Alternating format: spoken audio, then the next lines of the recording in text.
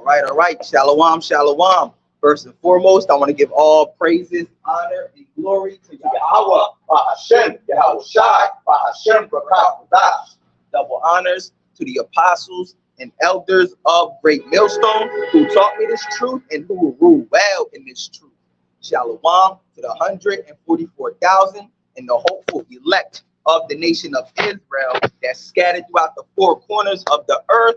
Peace and mercy unto you, you Negroes, you Latinos, and you Native Americans. You are the true Hebrew Israelites that the Bible speaks of. You are the true chosen people of the book, and we are the Hebrew Israelites. We come week in and week out to prophesy the downfall of America, which is known as Babylon the Great in the Bible, all right? And this word is preached unto you Negroes, you Latinos, and you Native Americans, all right? You are the true Hebrew Israelites that the Bible speaks of. And the reason why this word is preached unto you Negroes, you Latinos, you Native Americans, is because this word is for you and for you only. All right. This word is for nobody else except for the nation of Israel. So we come out here to teach y'all, man. All these other people, all right. The Lord is he's not their God. He doesn't care about none of these other nations. He's only the God of Israel. Matter of fact, let's get this open up with that in Amos 3rd chapter.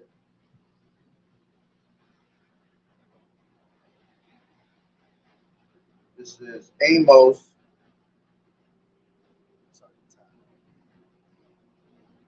This is Amos 3:1. And it says, hear this word that the Lord Yahweh has spoken against you, O children of Israel. So the Lord is saying, listen up, you Israelites. All right. This word is for you. So listen up, you Negroes, you Latinos, and you Native Americans. Go ahead.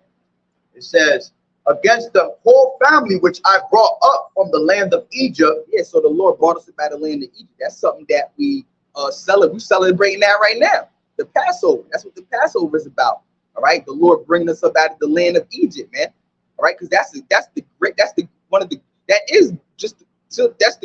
thing that the Lord has ever done for us, man. Is that it's still it's still being spoken about today. They make movies about it. They write books about it. All right, they do archaeological finds to go into the Red Sea. They find the wheels of the chariots, man. You know, that's why when the Lord is always speaking to us, he says, I am the God that brought you up out of the land of Egypt. He always refers to himself as that, because that was a great thing that the Lord had did for us, man. All right, parting the Red Sea, that was a miraculous thing, man. Imagine even seeing that today, man. That probably bugged them out when they seen it back then in the ancient world, man. Seeing chariots flying over them. All right. It's funny now that you say that. Esau's the type that'll come with his science and try to find ways to try to take that glory away from Yahweh B'Shem Yahawashi. Right. Because where the Red Sea is today, well, it's always in the same spot, but there's certain areas where water is like low and it's deeper on other sides, and they try to say that we crossed to where it was the shortest part. Okay. Nah, it's not like that. The Lord actually did miraculous things for us in that day and literally parted the sea for us, man. Right. All right. And at the end of the day, that was Yahawashi. The chariot was what was parting the sea, man, through the spirit and power of the Lord, man, of his Father. All right. And we're now entering into that time spiritually, because this place is spiritually called Egypt, man. All right. So we're entering into the second Exodus. All right. We're gonna miraculously be saved the same exact way. All right, but probably even better. Yeah, these last days. Get that in Jeremiah. I shall no longer be called the God who brought you out of the land of Egypt, but the God who brought you out of the land of the north. Woo. I shall no longer be the God that brought you out of Egypt, but the God. I think it's in Jeremiah. Jeremiah 16:14, and it says, therefore, behold, the days come, saith the Lord Yahweh, that it shall no more be said, the Lord liveth, that brought up the children of Israel out of the land of Egypt. Yeah, because when all the other nations heard about us, about what Yahweh did for us in Egypt, all these other nations feared, and it's been talked about all the way up until this day. All right, how the Lord brought us up out of the land of Egypt, parting the Red Sea, man. Again, they make movies about it, they do stories about it, they write about it, books and all that, till this very day. Yeah.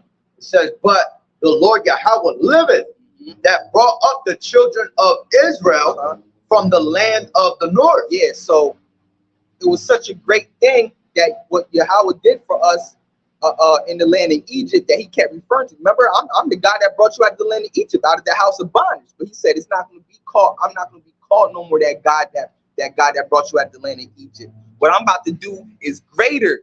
The salvation that I brought you in the land of Egypt is going to be nothing compared to the salvation that is going to take place here in America. All right, that's why he says I'm not going to be no longer called the God that brought you out of the land of Egypt, but the God that brought you out of the land of the north. Because what the Lord is getting ready to do is going to trump what he did in the land of Egypt, man. All right, it's going to even be a greater salvation. So read that again. And that doesn't mean that we're going to forget just what the Lord did for us in that time of Egypt. Nah. All right, we're going to always remember that, because even in the kingdom, we're still going to be celebrating the Passover. And we're going to be celebrating this new Passover for the destruction of America, man. All right. So it says, but the Lord Yahweh liveth, that brought up the children of Israel from the land of the north, and from all the lands whither he had driven them. Yeah, and that goes to show you that we were scattered throughout the four corners of the earth. All right, because the Lord is telling you that we're going to be beamed up, all right, on them chariots from the land of the north, which is talking about here in America, North America, right? And then all the other lands where he had driven us out. Because if you know, one of the curses that our people went through was that we were going to be scattered. Grab that real quick in Deuteronomy the 28th chapter, around, I think it's like 64, yeah. And we were what was I saying? Just lost train of thought. Oh yeah. But the Lord Yahweh liveth, that brought up the children of Israel from the land of the north, and from all the lands where he driven them out. Yeah, because he has scattered us. That's what I want. Go ahead, bring that out. All right. So this is 28, Deuteronomy 28 and 64. And the Lord shall scatter thee among all people from one end of the earth even unto the other. And there thou shalt serve other gods, which neither thou nor thy fathers have known, even wood and stone. Exactly. So it says, the Lord liveth, that brought up the children out of the land of Israel, the children of Israel out of the land of Egypt. But the Lord Yahweh liveth, that brought up the children of Israel from the land of the north, and from all the lands whither he had driven them. And I will bring them again into their land that I gave unto their fathers. Yeah, because right now we're not in our actual land, man. All right. Even though this whole earth was created for our sakes, man. All right. Our true land is out there in Jerusalem, man. There's a holy land. There's a holy land. Exactly. There's sacred grounds, all right, upon this earth, man. All right, that belongs to us. We'll read that last part again in Jeremiah. It says, and I will bring them again into their land. Now, from the whole time. Well, yeah, but the Lord Yahweh liveth, that brought up the children of Israel from the land of the north, and from all the lands whither he had driven them. Yeah. So now, instead of being known as the God that brought us out of the land of Egypt, now he's going to be known as the God that brought us out of the land of the north, which is here in America. All right, that's going to be talked about from generation to forever, generation to generation to generation to generation, man. All right, he's going to be known as that God. And then, just like the Lord said, then they shall know that I am Yahweh. All right, the Lord, like it tells you in Ezekiel the 28th chapter, man. All right, when the Lord brings all this destruction, all right, people are going to know who did it, man. All right, the name of Yahweh Bahashem Yahweh Shai has to be magnified, man. All right. The name of the Lord is going to be exalted, man, and the people of this earth are going to know who the Lord's people are, man. All right, by what the Lord is getting ready to do. It's not going to be no ifs, and, or buts. Nah, they're going to know for sure, man. All right, they're going to know who the Lord is, and they're going to know who He's dealing with. You know, by this great salvation that's getting ready to take place, man. All right. And I wanted to bring out this point, you know, saying how the Lord was saying that he was going to bring us back into our land. All right, showing you that we are not in our land right now, man. This is Ezekiel 36:1. It says the mountains of Israel to be blessed, right? It says, also thou son of man, prophesy against unto the mountains of Israel, and say, ye mountains of Israel, hear the word of the Lord Yahweh Bahashem Yahweh Shai. Thus saith the Lord Yahweh, because the enemy has said against you, aha, even the ancient places are in our possession. All right, and that's not. And this is talking about Esau. All right, because Esau right now is in the land of Israel, man, and he has taken our possession. Okay, he's ruling over there, and you talk about our holy land, man, where they have defiled our holy land on a whole nother level, man. You know, you talk about they hold the biggest fagonometry parades out there, man, in a holy land, man. Why would the Lord allow something like that, man, if it was his people? You know, what was you gonna say? Yeah, and they that goes to show you they're not the Lord's people, because if they were, don't you think they will follow the law? They would know not to do that? You understand? All right, and not only that's the pride parade that goes on in Israel, that's the biggest pride parade in the world. All right, it's bigger than the pride parade here in America. They be wearing rainbow yarmulkes, pink yarmulkes, and all that, man. They call themselves pink boys or something like that. Crazy shit, you know? That's right. Let's go back into hold on. It says, therefore prophesy and saying, that's what we do. We prophesy against Mount Seir. Grab that real quick. Ezekiel, what is that? 35. Yes, matter of fact, I got it right here. So it says, therefore prophesy and say, thus saith the Lord Yahweh, because they have made you desolate and swallowed you up on every side, that ye might be a possession unto them, onto the residue of the heathen. And that's what we are. We're pretty much right now the possession of the heathen, man, because we're still in captivity to this day. All right, they got us in captivity. Now we are truly YAHAWAH'S possession, okay? But right now we are literally in the hands of Esau, man, and we have to follow the ways of Esau in this society. All right, and you know, we have to follow. Wait, let me rephrase that. We have to follow in the ways of Esau in this society, because see, we're not going to be breaking no laws that the Lord YAHWH has given unto us. All right, we're not going to break none of those laws for Esau. Okay, but we still have to walk in a certain way in the society, man, because we're not in rulership, man. We got to work for this damn devil, wake up every single damn day for this damn devil to make his ass money, to go out there and build his bullshit. The Lord said, be smart as serpents, as harmless as doves. That's right. All right, we got to be smart out here, man. We can't just do what the hell we want, man, because we're under Esau's rulership. He'll lock us up. We're still his slaves right now, man. All right, right. And as a matter of fact, now that the brother's saying that, he make a good point, because that's what I apologize for. You know, this damn heathen just got my ass pissed off because she was being on some extra fucking, you know, some extra shit, telling us to pack up, and we said yeah, but she over there just standing there harassing the shit out of us.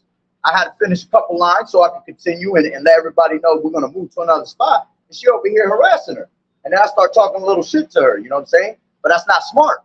You know, that's not wise, because like the brother said, we're under Esau's captivity, man.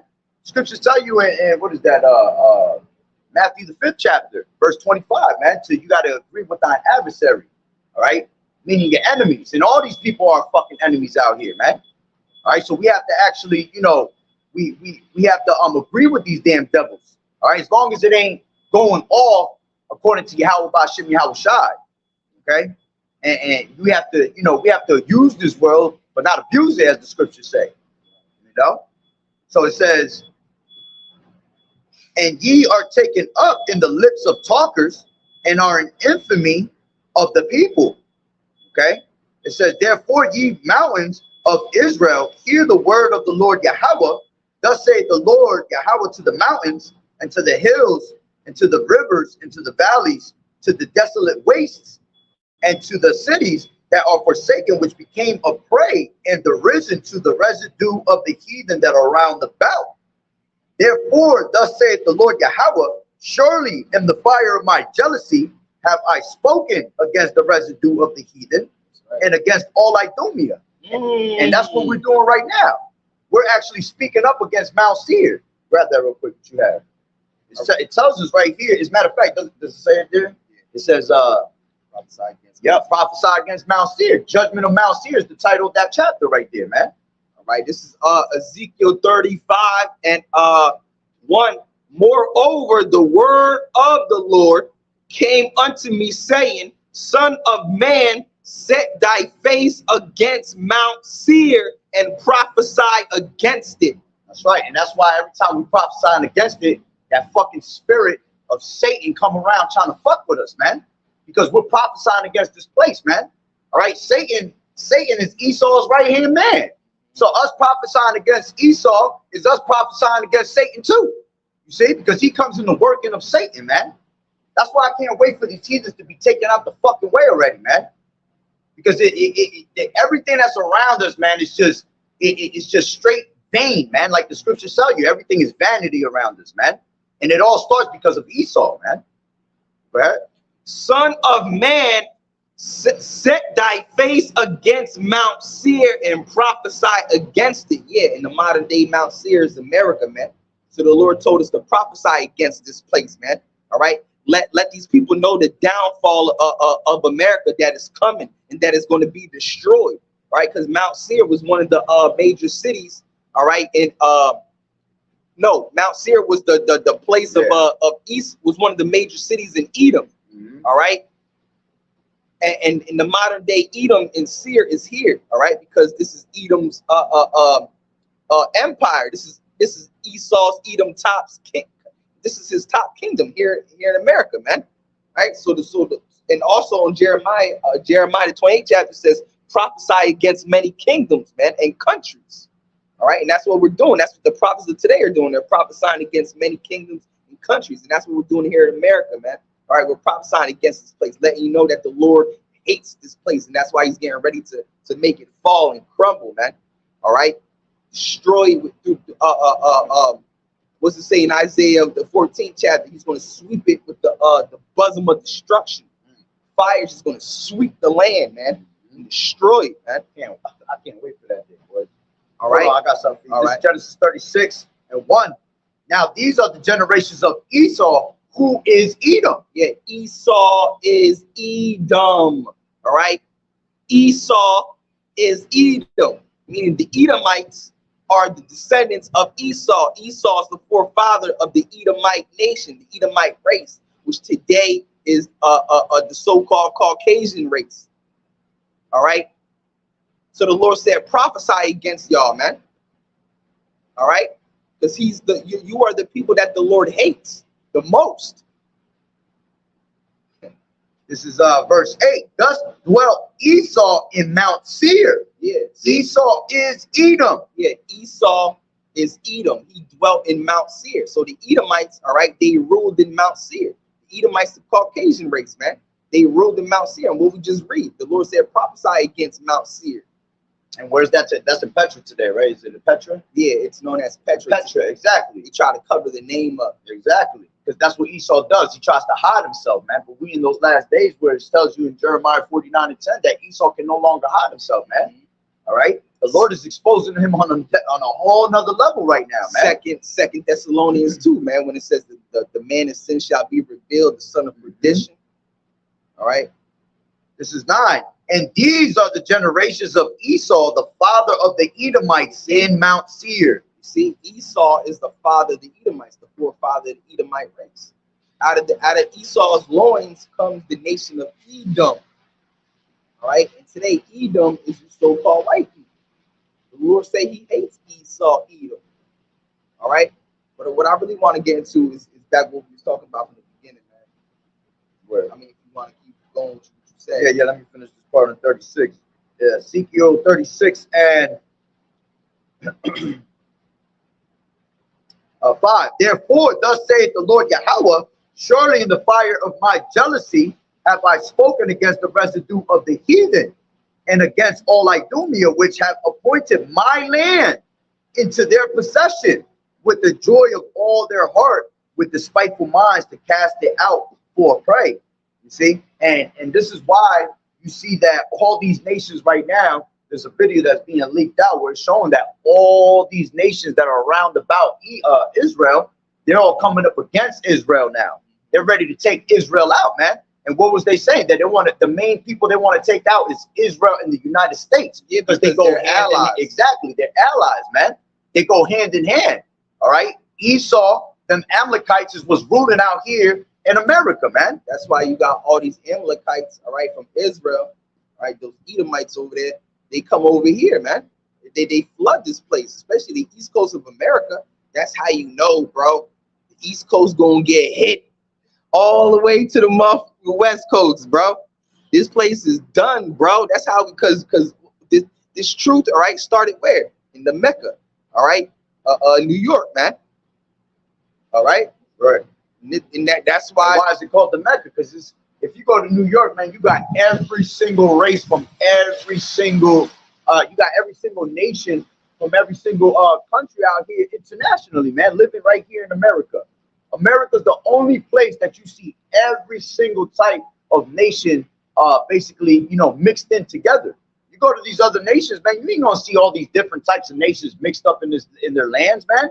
All right, you only see that here in America, and that's why this is Babylon Great, that great city, because you know Babylon the Great puts it out to come to America, because this is the land of the free, you know, the home of the brave. You could make yourself exactly land of opportunity. The land of opportunity. You could come here and become anything you want. You can make anything of yourself. All right, you can do anything you want here. But when they come here, they see that, oh, that's a lie, man. All right, that's right. They see the other nations come to this place and see that this place is filthy, man. How they run, especially the older generation in these other countries that came over here. They see that this place is wicked as hell. They see all this pride shit. All right, they see all this way this land is governed. They want to go back now. After they grew up here, because they thought they could come to this place and make a better living, a better life. You know, now they want to go back. Shit, if you ask me, I'd rather live in Saudi Arabia.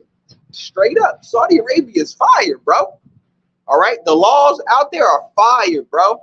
All right, they're more in order, bro. They're more in order. Homosexuality is illegal over there. You could get fined and thrown into jail over there, man. All right, if you promote it, all that shit, bro. I think alcohol is illegal over there, bro. Like a lot of stuff on that side of the world, on the Eastern Hemisphere, man, is all they have much order, man. Only on this side, on the Western Hemisphere, there's so much chaos and disorder, man. These other nations and these other countries are like I said, more in tune and more in order than we'll ever be right now, man. Y'all will brainwash and believe that this is the greatest place on earth. Y'all, they really taught that. They really told us that growing up. This is the greatest country ever. We're so free here. Yeah. But what the Lord said, He was going to put us under strong delusion that we believe lies. Yeah. See, so now we believe that this place is the greatest place on earth. Why? Because you have no actual physical understanding of the Lord's way, man. No wisdom. All right. That's why you need this wisdom, because this knowledge and wisdom is going to be the stability of thy times, man. You're able to put everything together of why it's happening. Okay, you're able to break it down to the T, okay, because the Lord has given us that increase in knowledge.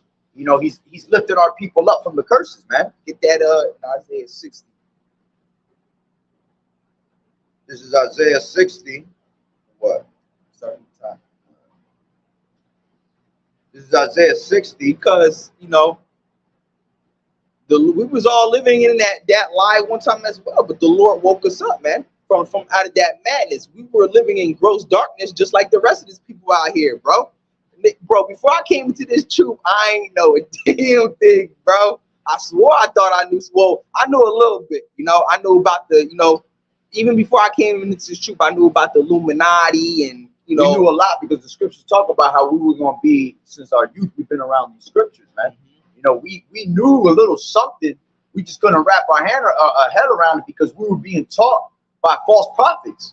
Now we're being taught by the true men of the Lord, all right, and we're taught through the Spirit of the Lord. So now it don't make sense. Yeah. Now we're able to, you know, connect the dots. Exactly, because like the brother was saying, you know, we knew a little something. We knew a little was going on. We wasn't fully asleep like the rest of these people out here. That's why when we came to the prophets, they connected the dots for us. They put it all together for us, and we was like, oh shit, you know.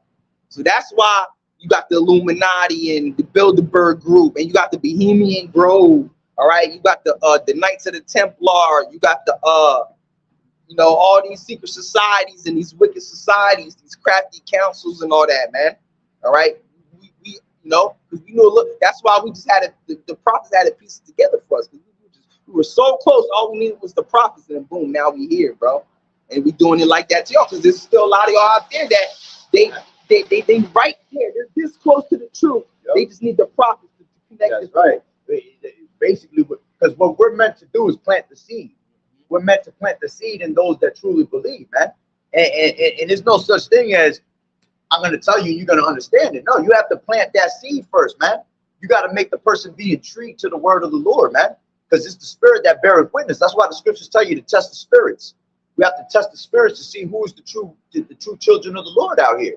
Which all of Israel is the children of the Lord. But right now, the Lord ain't about to save the whole entire Israel, man. It's about the elect right now. Exactly. We preach this for the elect and nobody else, man. We're not worried about these 2/3. We're not, we love you 2/3 because you are brothers and sisters, man. But like the scriptures say, man, the true brothers and sisters are those that do the will of YAHAWAH'S. Grab that real quick. There's a love-hate relationship with y'all 2/3 right now. That's right. We're going to fully love you in the kingdom, because that's when y'all going to be reset. But right now, shit, even Jeremiah, he even prayed for the Most High to destroy the 2/3. Right. All right. I think that David, you had thrown up curses against our people. Yep, that let their table be made a snare, And to this day, their table's a snare. Everything that they hear is a snare onto them. It's a trap to keep them in the lies that they're brainwashed in. All right. It starts with you. It starts with the mind. Okay. That's why they feed you. They pretty much, Esau all about psychology, bro. Esau's about messing with your mind and bringing psychology upon you. That's what throws you off. You do too much pondering, too much thinking. He always got your mind wondering, man. The Lord is not the author of confusion, man. So we're not going to be out here wondering this and that. The Lord going to tell you straight up. You either get it and understand it, or you just not want to understand it. This truth ain't for everybody, man. That's why when we bring out this word, most people get offended when they hear the word, because it's preaching their judgment, and they don't want nobody to tell them that they're doing wrong. They want to continue in their wickedness, man. Yeah. But we have to grow out of it. At one point in our lives, we have to grow the fuck up, As go ahead. It says that scriptures say when I was a child, I think that was Paul or something, if I'm not mistaken. When I was a child, I spoke as a child, but when I grew up, I let it go. I let go of those foolish things, something like that. Yep. When I was a child, I spake as a child. This is 1 Corinthians 13 and 11. And it says, when I was a child, I spake as a child. Yeah, because you do childish things. You're going to speak as a child. You're going to play around. You're going to think as a child. Grab Ephesians 4:14. It says, when I was a child, I spake as a child. I understood as a child. I thought as a child. But when I became a man, you see, when you come into this truth is when you fully become a man. You got people walking around, oh man, this and that. No, you're not. You don't know YAHAWAH'S, so you ain't no man, man.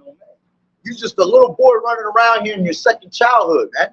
If you think Caesar Borgia is your God, you ain't no man, bro. That's right. Straight up. Because you still believe in lies. Childish lies. The same lies you thought, the same lies you believed in since you was a child, you still believe them as an adult. Exactly. That's crazy, man. All right. But whoever may be listening, Lord willing, whoever's on the other side of this screen, all right, you come into this truth, man. You wake up. All right. Because like YAHAWAH'S said, all right, it is the Father's good pleasure to give you the kingdom. And we feel the same way. All right. We want to wake y'all up. We hope. We listen. Because what did Yahweh tell Ezra? You love Israel more than me, because Ezra loved Israel. He wanted everybody to be saved. All right. But then he told Ezra there's more to be there were more to be destroyed than those that are saved. He said, you don't love Israel more than me, and I'm still going to destroy them. So why you want all of them to be saved? We understand that you love them, but you don't love them more than me, and I'm still going to destroy them. So don't expect. So don't. He told Ezra, don't worry about the ones that are not going to be saved. Worry about the ones that are going to be saved. All right. So we feel like we love all of y'all, but we understand that it's only for the elect. Only the elect going to be saved. The 144 and the multitude that follows. Man. Right? Because I have a heavy spirit of mercy, because I'm looking for mercy. So I always show mercy unto my brethren, even though you might be 2/3 you scoffing. I'm not even gonna throw curses up. I'm gonna let the Lord destroy you, just like King David. All right, just like King David was going to destroy what is it, Nabal, that one dude. All right, but Nabal's wife, all right, blocked David from destroying Nabal.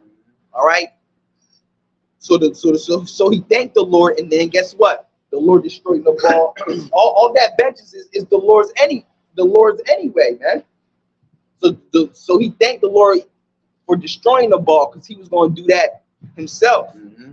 But the Lord stopped him, right, by sending Nabal's wife, and he thanked the Lord for sending Nabal's wife for him not killing Nabal. But Nabal died anyway. But Nabal died anyway because the Lord killed him. That's right. All right. We have to cast our burdens upon the Lord, as the scriptures say. You know. But it says, when I was a child, I spake as a child, I understood as a child. And that's the thing, that these people, like the scriptures say, if any man think of himself to be something, he is nothing. You know. And you running around as a child full of lies. That's why the Lord is calling you a child. All right, because grab that, as a matter of fact, what you have. All right, Ephesians 4:14. All right, that we henceforth be no more children, tossed to and fro and carried about with every wind of doctrine. See, that we be no more henceforth tossed to and fro with every wind of doctrine, man. Believing every little lie, every philosophy that you hear. Our people, you know, they got them tickling ears, man. You know, the moment they hear something that just is different, you know, let me run to that, man. Just like in the book of Acts. Book of Acts was that one town that Paul came to, that they were superstitious, that they were always looking for a new doctrine to believe in. All right, Paul, I forgot what city it was. It's in the book of Acts. When he came to the city, he said the people there were always looking for something new to believe in. He said that he told them that y'all are so superstitious. And it's funny he said that, because that's the same spirit they in today. See, here it is. We're giving you the truth. We're giving you the actual roots to your culture, right? All right. We're giving you the word of salvation, and our people they'll put down the word of the Lord, right? To go out there and believe some other bullshit, to go look for other answers. It's like what the Lord is giving onto you and preaching onto you is not good enough for them. You know, it doesn't make sense to them. So because they're so wrapped up in the ways of the heathen, they'd rather, you know, have the heathens, run them. You know, just like in the time of the Maccabees, you know, what did they say? They gave them licenses to break the ordinances and all that, and they actually went out there and did it. You know what I'm saying? Because why? Because they're always looking for a certain philosophy. They're always looking for, like the scripture says, we was in bed with many lovers. You know what I'm saying? They're always looking for comfort from all these other nations. All right, instead of YAHAWAH'S, man. The Lord said, I'm your rest, man. He said, do the work so you can enter into true rest. What comfort are you looking for from all these other nations, man? Everything that these nations do is vanity, man. It's all wicked as hell. That's why the Lord didn't choose them to be our people, man. Okay? That's why they all bug the fuck out. Okay? So, you know, that's all of the will of the Lord at the end of the day. You guys on? Yeah, this is Acts 17. I'm going to read from 16, but the point is in 21, all right? Acts 17 and 16. Now, while Paul waited for them at Athens, all right, because he went to Athens, all right, his journey was to go into the Gentiles, man, right, to be a light unto the Gentiles, all right. It says those Gentiles were talking about Israelite foreigners, man, not actual Gentiles, all right. Now, while Paul waited for them at Athens, his spirit was stirred in him when he saw the city wholly given to idolatry.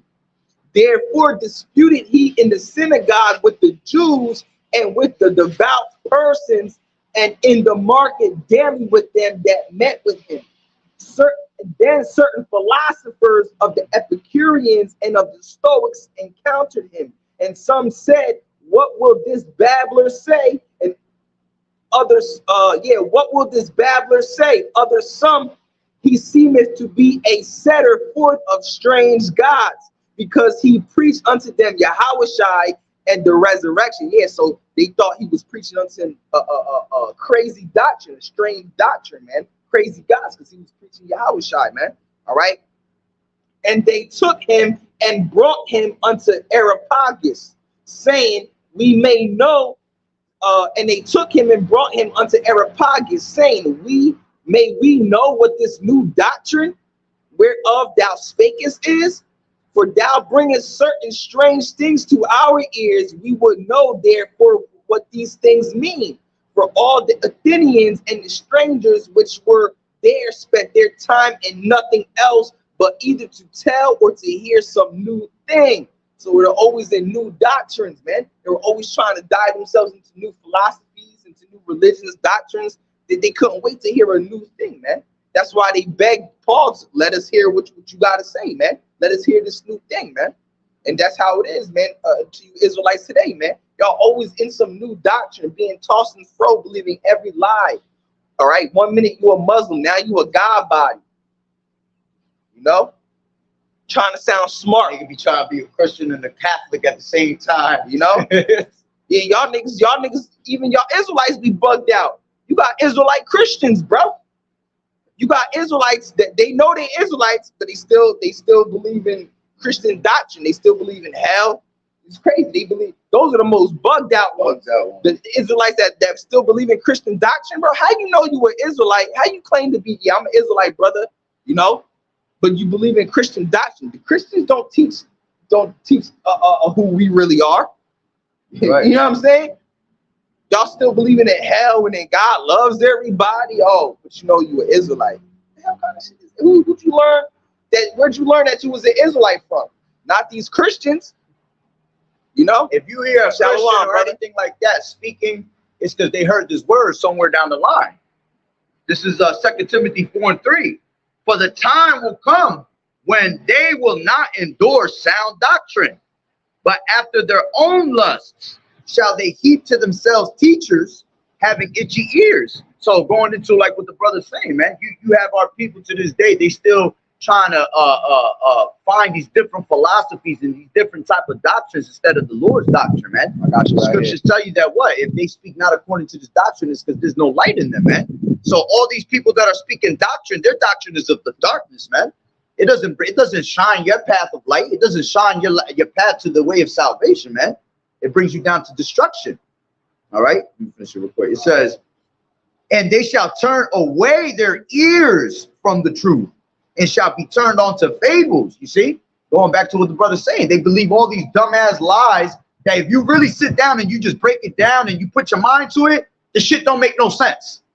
Because I remember when I was a kid and I used to take Bible studies from Jehovah's Witnesses and I've heard, you know, Christianity and all that. The shit didn't make sense to me, man. I was bored listening to it, you see? But the moment I heard this word, it intrigued me. It sparked it in me like, oh, what's that about? You know, and then you find yourself doing the work more and more. Little by little, you're dipping into the scriptures more and more. And the scriptures, you know, we tell brothers, don't believe what we telling you. Go search it yourself. Yeah. You have to go do the work yourself, man, to prove all things. You got to test the prophet. Exactly. That's why we're able to go out here and prove all things, because we read, man. Blessed is he that readeth. All right. We're watching the videos of the elders and apostles, man. Because everything that comes out of your mouth is out of the scriptures. We don't say nothing that's not in the scriptures, man. All right. Unlike you Christians, y'all believe in things that's not even in the scriptures. They believe in that Satan was once a beautiful angel and then he fell because he went against the Lord and now he's against the Lord. Like where's that in the scriptures, bro? That's nowhere in the scriptures. All right, they believe in the hell doctrine, which is the virgin birth. Like that goes to show you they have no wisdom, knowledge, and understanding of the scriptures, man. Right? They believe in antichrist. Where's that? That one's the bug one. That's the one that bugs me out the most. They believe a man is coming. All right, a certain man known as the Antichrist is coming. All right, that he's going to be good and he's going to make people believe he's good. And then, you know, he raises up. He's going to turn. And where's that in the scriptures, bro? That's nowhere in the scriptures. You know. This is Isaiah 29:12, and the book is delivered to him that is not learned, saying, "Read this, I pray thee." And he said, "I am not learned." Learn. Wherefore the Lord YAHAWAH'S said, for as much as this people draw near me with their mouth and with their lips do honor me, but have removed their heart far from me, and their fear toward me is taught by the precepts of men. Yeah, and that's mostly these Christians, all right? With their mouths, they honor the Lord, but their heart is far from them, all right? I know, yo, my family is heavy, nigga. Like, I mean, heavy, like super duper into Christianity, man. They swear they love the Lord, all right? Did you have pastor in one of them? Is a pastor in your family? Yeah, my grandfather was. My Grandfather, grandfather was a pastor, man. All right, deceived the hell out of my family, you know? That's not crazy to see how Yeah. one person could just take the whole family and destroy your whole family with philosophy. No, man. because I come from a long line of Christians. My father's side and my mother's side. There is I got a big family, especially my father's side. You know, because my father had what 12 other brothers and sisters, bro.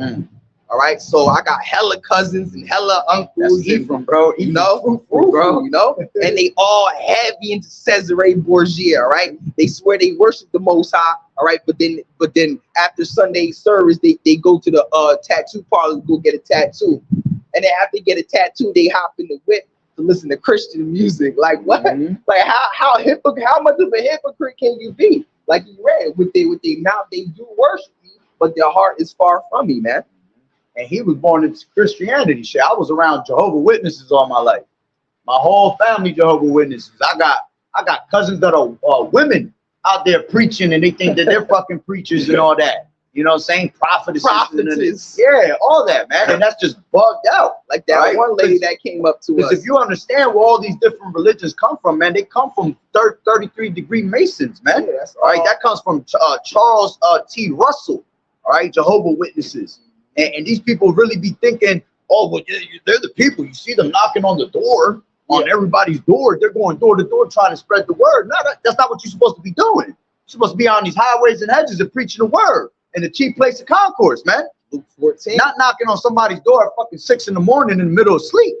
You know what I'm saying? They becoming dumb early. Dumb as hell. They ain't got nothing to do because they bugged the hell out. They woke up at 4 in the morning because them damn demons woke their ass up and put that spirit on them to go out there and go knock on somebody's door and destroy somebody's life.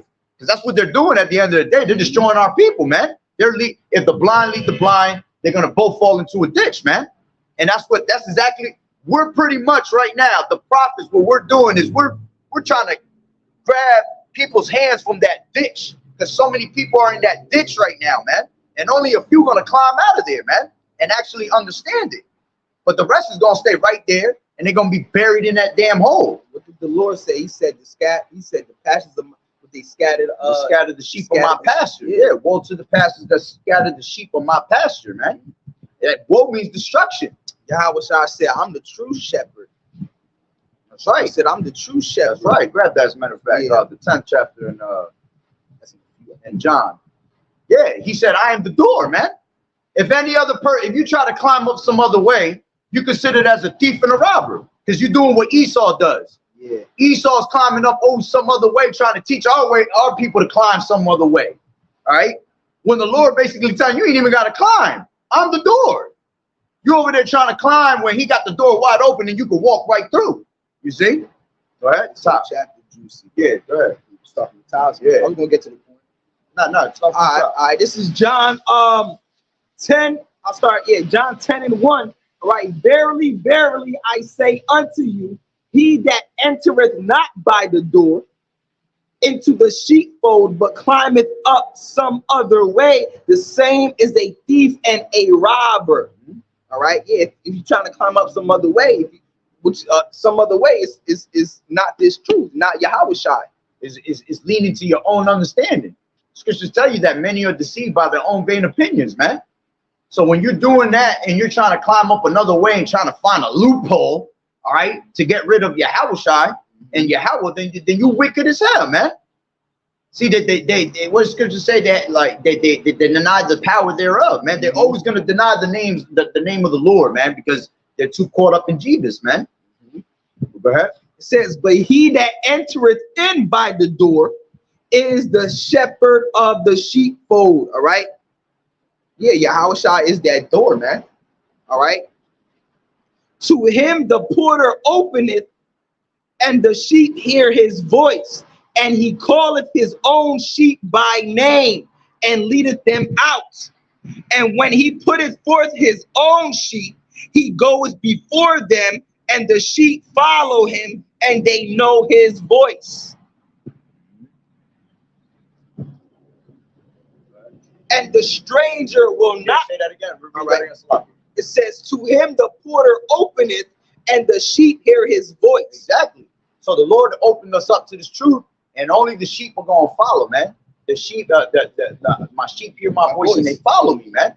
All right. So the moment we heard this word, we began to be intrigued, and we began to follow that route of understanding, man. Instead of doing what we normally do, being tossed to and fro with every wind of doctrine, man. It says wind of doctrine, and it said in the sleight and the cunningness of man. All right, because that's what that's how you know it comes from Esau. Because what is Esau? A cunning hunter. So he comes with that slick talk, going all the way back into the garden, you know? Right. Because he was that sly, treacherous guy, that sly, treacherous man. How do you think he deceived Eve? That's serpent. By straight philosophy. That's why to this day there's nothing but philosophy around here, and more philosophy than we ever had in the ancient time. Okay, now you got shit that people just make up shit. Make up the dumbest philosophy you can ever hear. The scriptures say their words were smooth as butter, but inwardly they were ravenous wolves, or something like that. Oh yeah, that's from false prophets. Yeah, I grabbed that. Go ahead, read that. All right, it says it's also in the Apocrypha. Hold on, get First Maccabees. Got you. Because that's how they came to First Maccabees, what first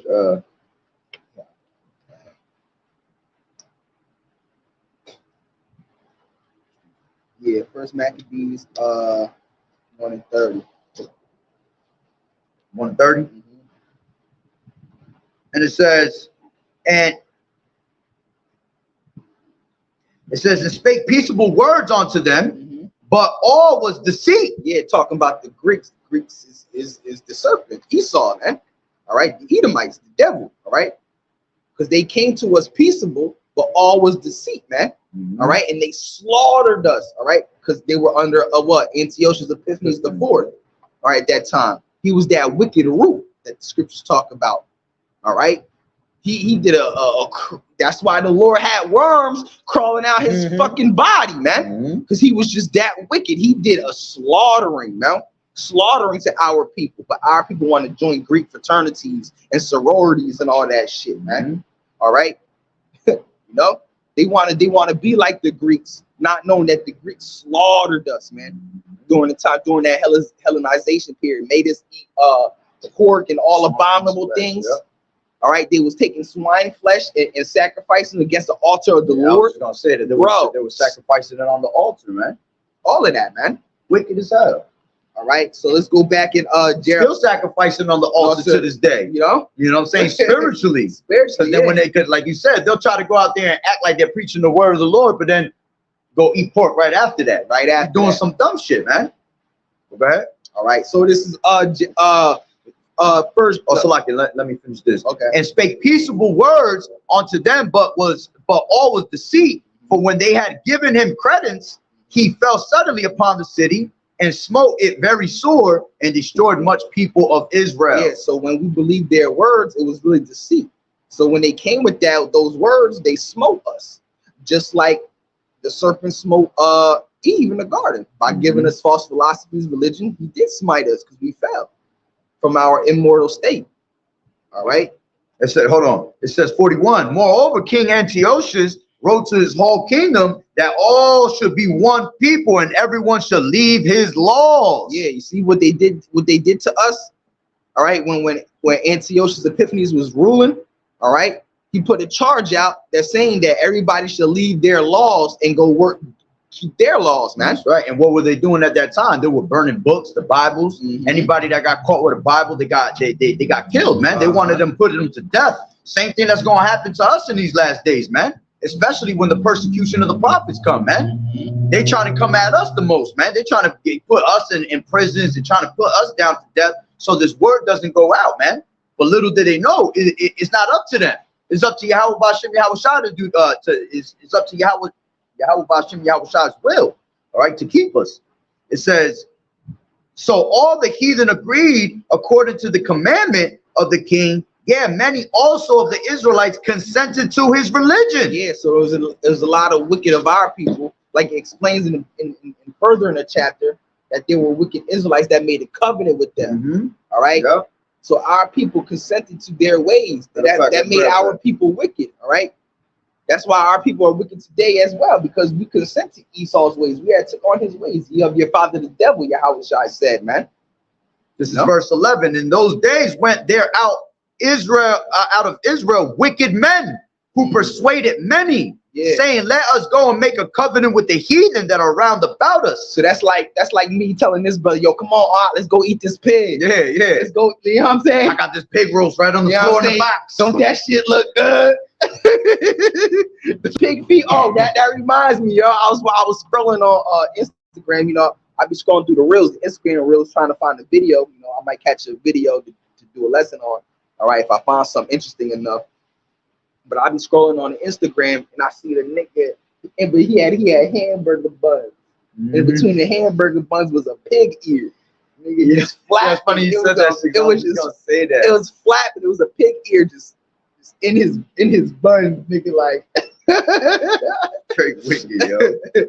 It says, for since we departed from them, we have had much sorrow. See, because they were depending on the Greeks. You see, they weren't dependent on Yahweh Ba'Shem Yahushai. Okay. It says, whereupon they yeah, that's the point. Let me go back down to where I was in 43. It says, yeah, many also of the Israelites consented to his religion. All right, just like the Israelites today are consented to the religions of Esau. All right, all these different religions that are out there come from Esau and these other nations, man. And sacrificed unto idols and profaned the Sabbath. For the king had sent letters by messengers unto Jerusalem and the cities of Judah that they should follow the strange laws of the land. See, it's telling you the strange laws of the land, man. All right, same thing here, man. You got you got strange laws. Look at the laws of the land. You got gay marriage. that's one of the laws of the land. They made it legal. All right, it's legal in all 50 states. From New York to California, all the way to Alaska, all right, and Hawaii, all right, even beyond the continental U.S. Hawaii, all right, you know how far, because Hawaii way out there in the ocean and shit. But that shit, but Hawaii, with the philosophy of America, man, no, that shit, it reaches, man. All right, it has.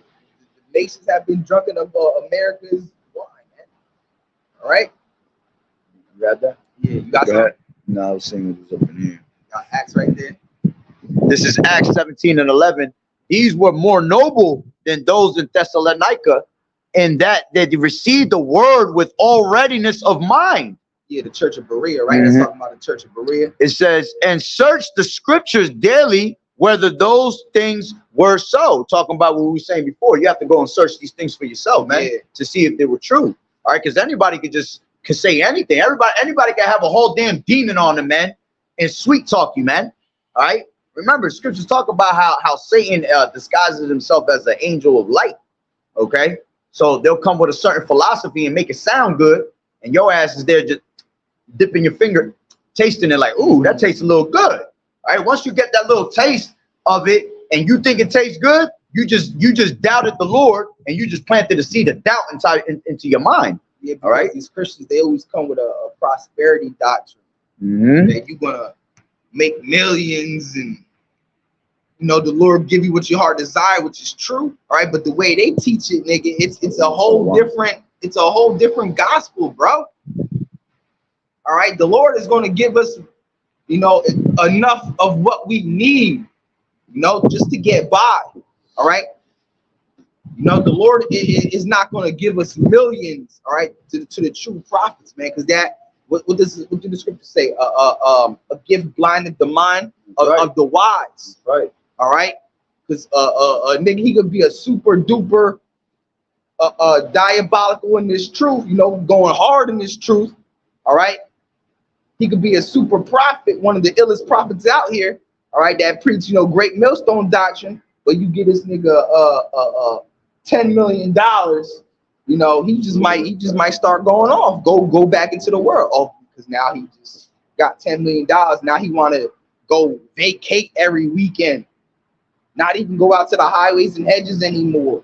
I'm scared to be rich, bro. I'm scared to have money, to be honest with you. I don't even want money, bro. Keep that shit. You can, because the Lord dealing with the low, the poor. You know what I'm saying? The Lord, you know, he said not to worship God and mammon. You know what I'm saying? So money ain't nothing. The true money that we got, the true riches is this truth, man. That's the riches. As a matter of fact, scriptures tell you that wisdom is better than riches, man. It's not to be compared to riches. Okay? So you don't need no type of money, man. You could be the brokest nigga on earth with $2 in your pocket, because you rich as hell with faith, man. A man is supposed to be known for his wisdom. A woman is supposed to be attracted to a man because of how much knowledge he has. All right, like these women out here, they don't go around looking for niggas that are smart. They go around looking for niggas that got bread, and they still be dumb as hell. These niggas be dumb as hell, bro. The dumbest niggas got the most money, bro. Straight up. Women are supposed to be sapiosexual. Yeah.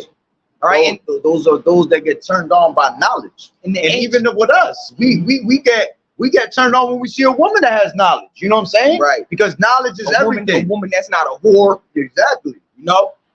Because a woman that knows not to be a whore, that's wisdom. All right. You're supposed to know that you're not supposed to be a whore. You're supposed to be slutting your body out here, man. All right. Because in the ancient world, women were attracted to men who had wisdom, bro. The nigga that was of the Lord, he had all the women. All right, a man of the Lord, he had all the he had all the mommies out here. All right, he had a woman for each word of wisdom. You know what I'm saying?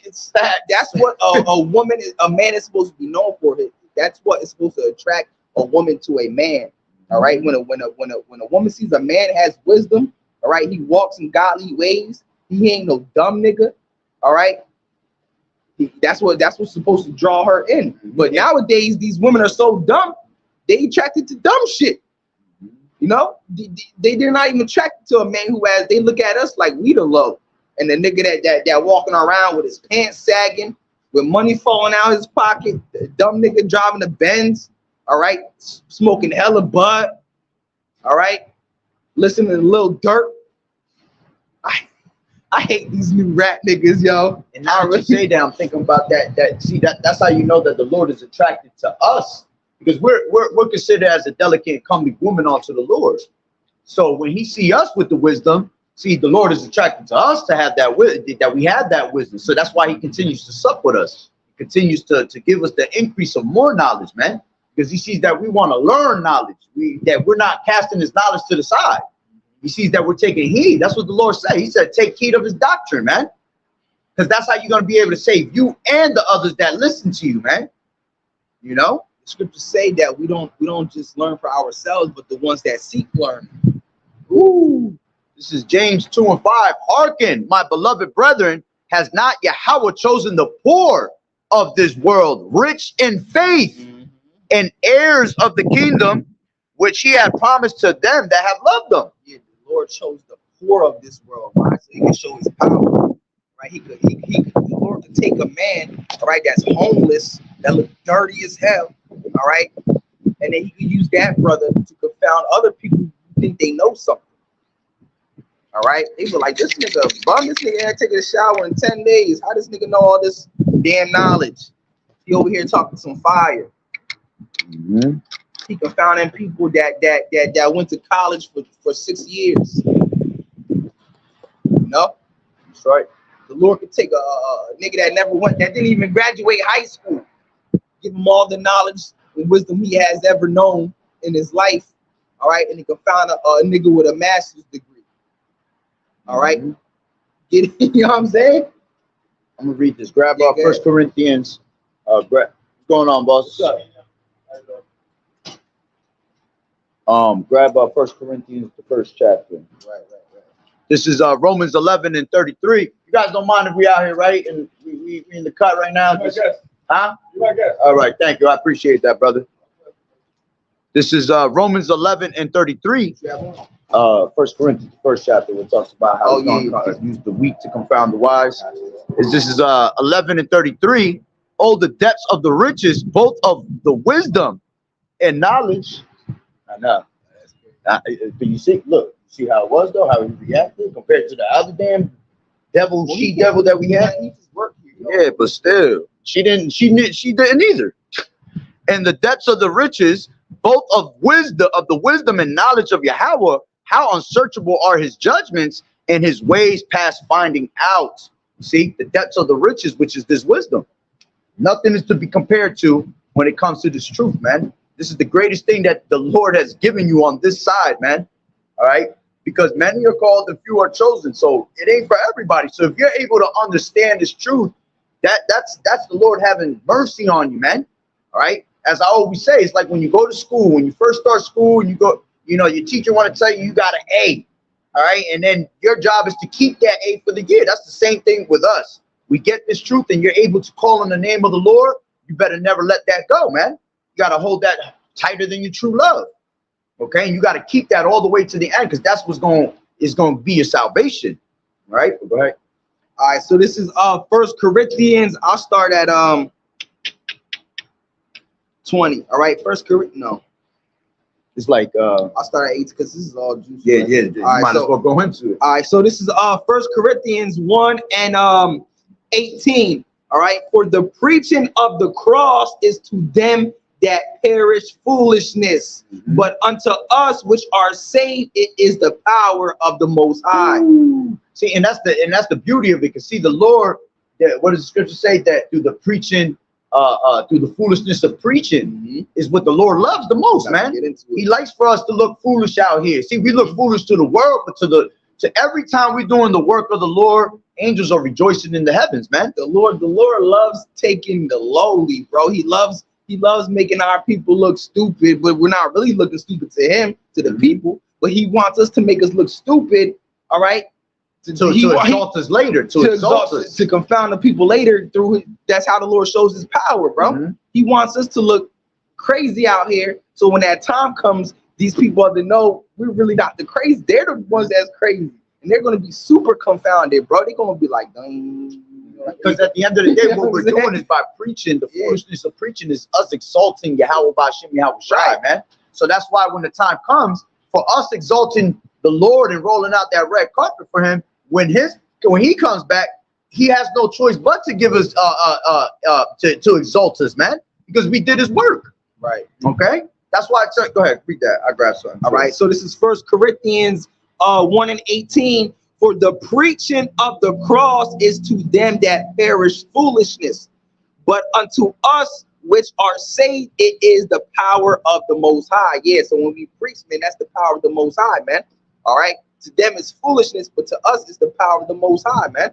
All right. The Lord is going to exalt us in that day, man. This is the power of the Most High. The Lord having us out here, bro, that's the power of the Most High. That's the will of the Lord. All right. Because we're not doing this of ourselves. This is of the Lord, bro. The Lord has us coming out here, man. All right.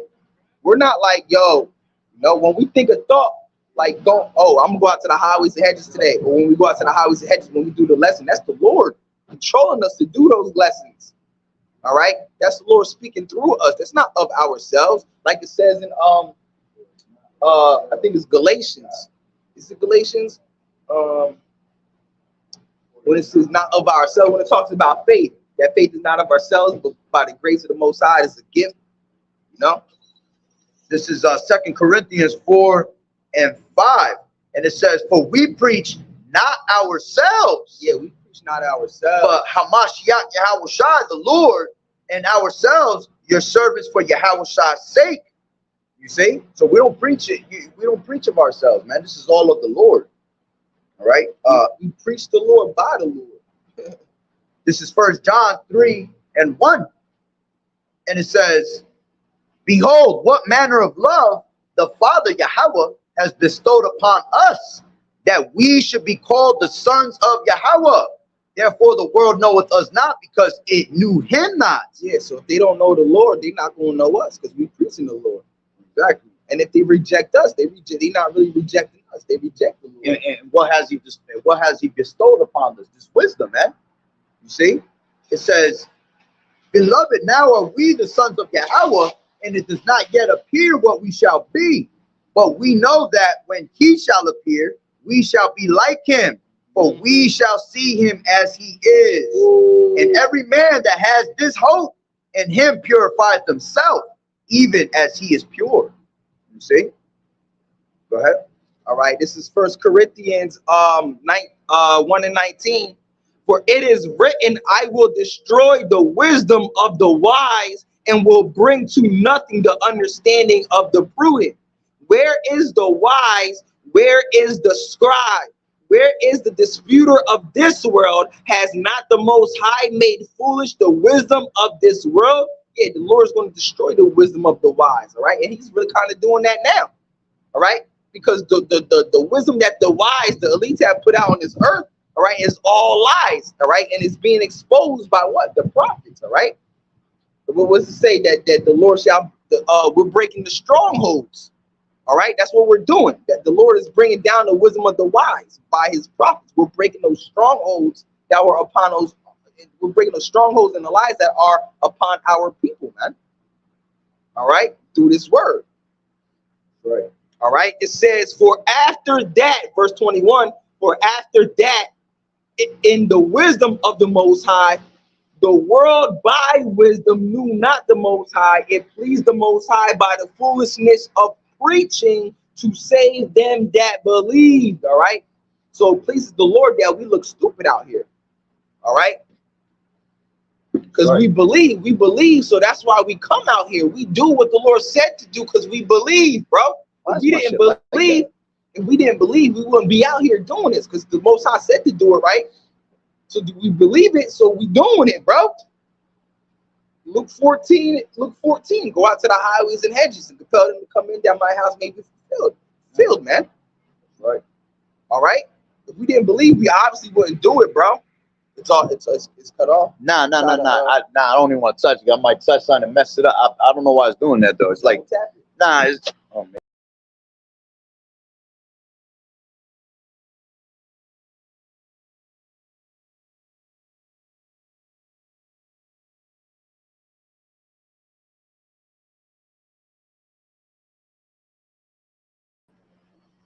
There we go.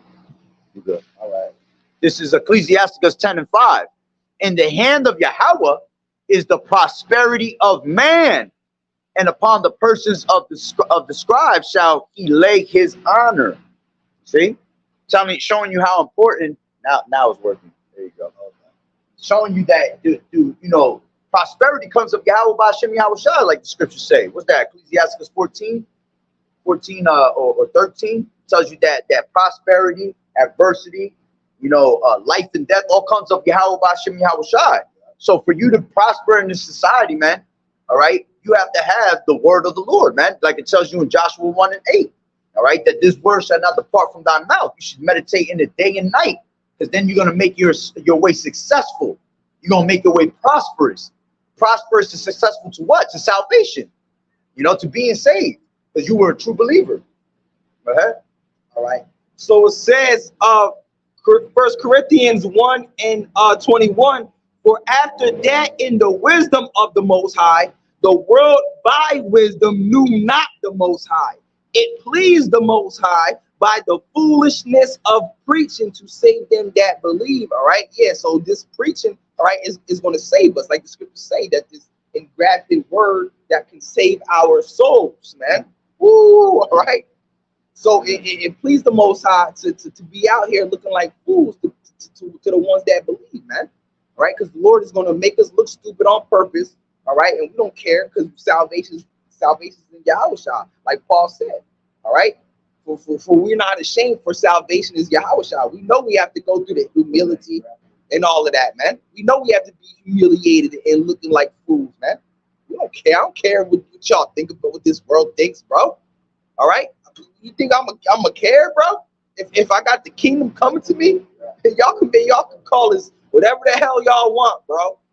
Y'all could look at us like dummies. Y'all could look at us like fools, whatever. Calls all types of names. You can mock, scorn, scoff, whatever, bro. We got the kingdom coming, bro. Do whatever you need to do. Say whatever you need to say. All right, because every idle word you're going to be held accountable for. All right, the Lord said he's going to have stripes with the back of scoffers. All right, y'all all done out here, man. We doing what we supposed to do. All right, we know we got the right way, while y'all just in darkness, pure darkness, bro. Y'all gonna catch a stray one, man. All right, you're gonna be walking down the street, right? You could be nowhere near destruction, but near that destruction, that shit ricocheted all the way to you. You know, you know. Yeah, that's the Lord closing the door on you. Yo, that's facts. Yeah, that's spiritual. Yeah, You know what I'm saying? That is true. There's a whole door on the side that just opened up by itself and then it closed. This is James 1 and 1 and 21. It says, wherefore lay apart all filthiness and superfluity of naughtiness, and receive with meekness the engrafted word, which is able to save your souls. So this word right here, all right, is able to save our souls, right? By preaching it, doing lessons, taking heed unto it. Like it says, how shall a young man cleanse his ways? By taking heed unto the word of the Lord. That's right. All right. It says that now you are clean by the word which I have spoken unto you. Woo! See, because you have to. This is why you have to listen all day long. See, the only thing you should be putting it. What did the Lord say? That knowing that these things shall come to pass, that we should be in what? An all holy conversation, man. Everything that we do should be all around the word of the Lord, man. Okay? It says, but be ye doers of the word and not hearers only. A lot of y'all be like, y'all hear the word and be like, all right, you know, word. I believe. That's it. That you don't believe if your actions not show. How you going to, saying you believe doesn't make you believe. That doesn't mean you I believe. That doesn't mean you believe. Believing is because you show your faith through your works. Yeah. All right. You can't say you believe because you can believe in a lie. You can believe in a lie. Yeah. You got to believe in the actual truth.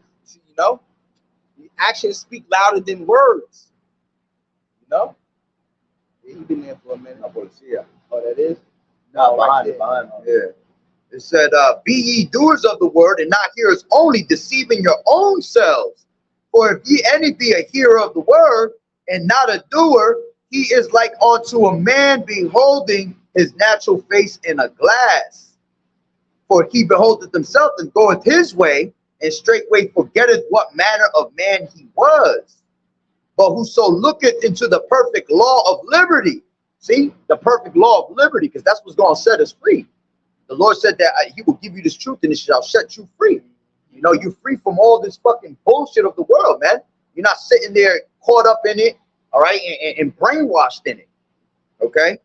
It says, but whoso looketh into the perfect law of liberty and continueth therein, he being not a forgetful hearer, but a doer of the word, this man shall be blessed in his deeds. Yeah, someone who's not a forgetful hearer, right? Because like we just read, all right? Be not a hearer of the word, but a doer of the word. A doer of the word is not a forgetful hearer because he hears and then he applies. All right, read that again. This is 1 and 23 in James, and it says, for he beholdeth himself and goeth his way, and straightway forgetteth what manner of man he was.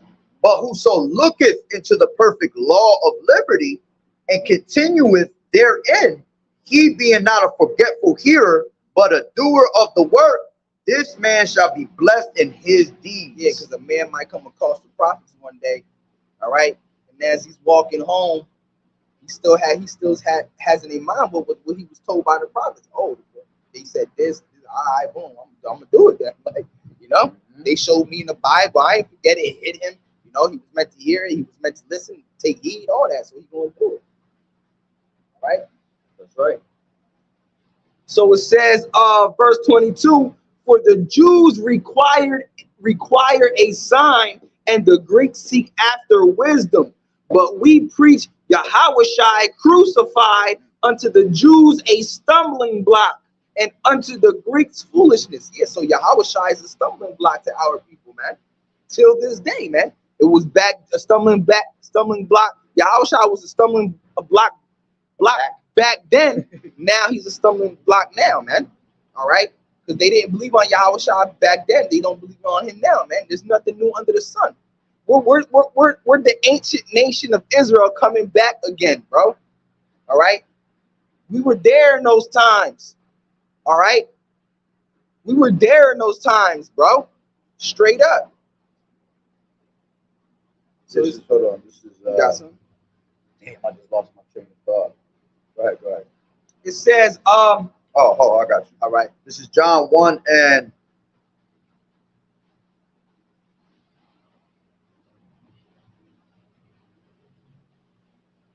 9. Matter of fact, let me just take it from 6. The point is that 10 and 11. It says, there was a man sent from Yahweh whose name was John. The same came for a witness to bear witness of the light, that all men through him might believe. He was not that light, but was sent to bear witness of that light, that was the true light, which lighteth every man that cometh into the world. He was in the world, and the world was made by him, and the world knew him not. He came unto his own, and his own received him not. But as many as received him, to them gave he power to become the sons of Yahweh, even to them that believed on his name, which were born not of blood, nor of the will of flesh, nor of the will of man, but of Yahweh. See, showing you that Yahawashi came to his own people, man. He even came to his own family, man. And they didn't believe, man. You had 2 of his brothers that were in the truth, and the other ones weren't. You see? And even to our people, when Yahawashi was on the scene, all right, he was preaching the kingdom the moment he came on the scene. right, And they still didn't believe him, man. teaching the kingdom of heaven is at hand. Right? Doing miracles in front of our people, and they still didn't believe. Yeah, because They thought that he was a devil. They witchcraft. doing witchcraft and all that. Exactly, man. That's how ignorant our people. See, because they're in that gross darkness, man. They're ignorant as hell. And he had a G check. He said, if I be of Satan, how can I cast out Satan? Matter of fact, true. yeah, because you can't be Satan and cast out a devil. All right. He said, if a kingdom be divided against itself, how can his kingdom stand, man? All right. You can't go against yourself or you'll fall, man. You know? Yeah. They said they call him that he cast out devils by Beelzebub. Forgot what it said. Just type in Beelzebub. the kingdom divided against itself. Oh, that one. Yeah, I think that's in the This is we got him in a couple of them.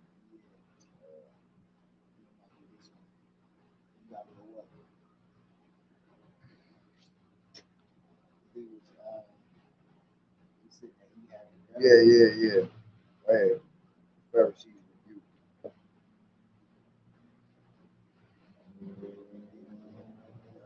This is Matthew 12 and 22, and it says, then was brought unto him one possessed with a devil, blind and dumb, and he healed them. Yes. And so much that the blind and the dumb both spake and saw. Yeah, so a man was blind and dumb. He couldn't hear or he couldn't see or speak, and he healed them.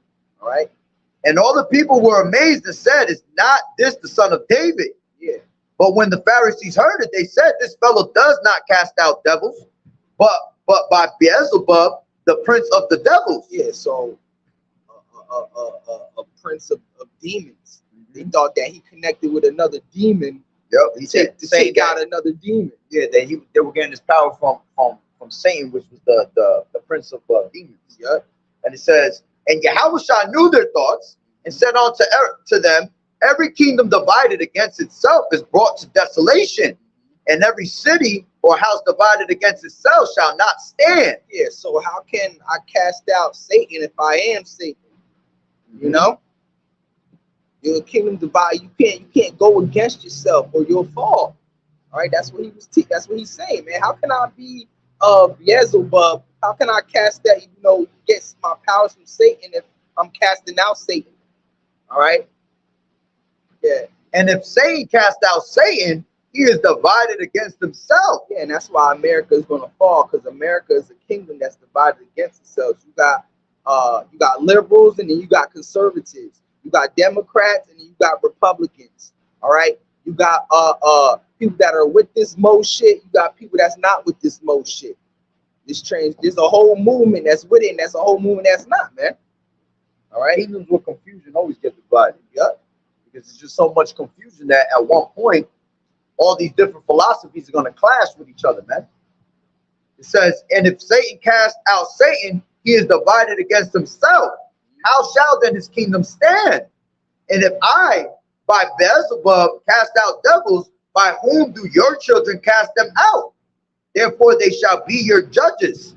But if I cast out devils by the Spirit of Yahweh, then the kingdom of Yahweh is come onto you. Read that part again. If I cast out devils by what? But if I cast out devils by the Spirit of Yahweh, and if I, Beelzebub, cast out devils, by whom do your children cast them out? He said, if I cast them out by Beelzebub, then who by do your children cast them out there? Mm-hmm. You know what I'm saying? How y'all doing? Therefore they shall be your judges. But if I cast out devils by the Spirit of Yahweh, then the kingdom of Yahweh is come onto you. Or else, how can one enter into a strong man's house and spoil his goods, except he first bind the strong man? Yeah, because when he said the kingdom of heaven has come unto you, right? Because when the Lord healed people, that was the Lord bringing them into the fold, basically, right? Because a lot of the ones that the Lord healed, they believed. All right, so that's the kingdom of heaven coming unto them. That was the Lord bringing them into the fold, making them part of the elect. Because imagine you having a demon on you, and then somebody take it out of you. You gotta be like, yo, that's the Lord. That's the Lord wants you to believe, to come into the fold, to be part of the elect. All right, that's the Lord bringing the kingdom of heaven onto you, bro. Right. Yeah, because that's basically what the Lord is doing. That's a blessing. That's a blessing that the Lord came to you and then pulled that demon out of you. All right, when the Lord brings the miracle upon you, that's the Lord bringing you in, man. All right, trying to take you in.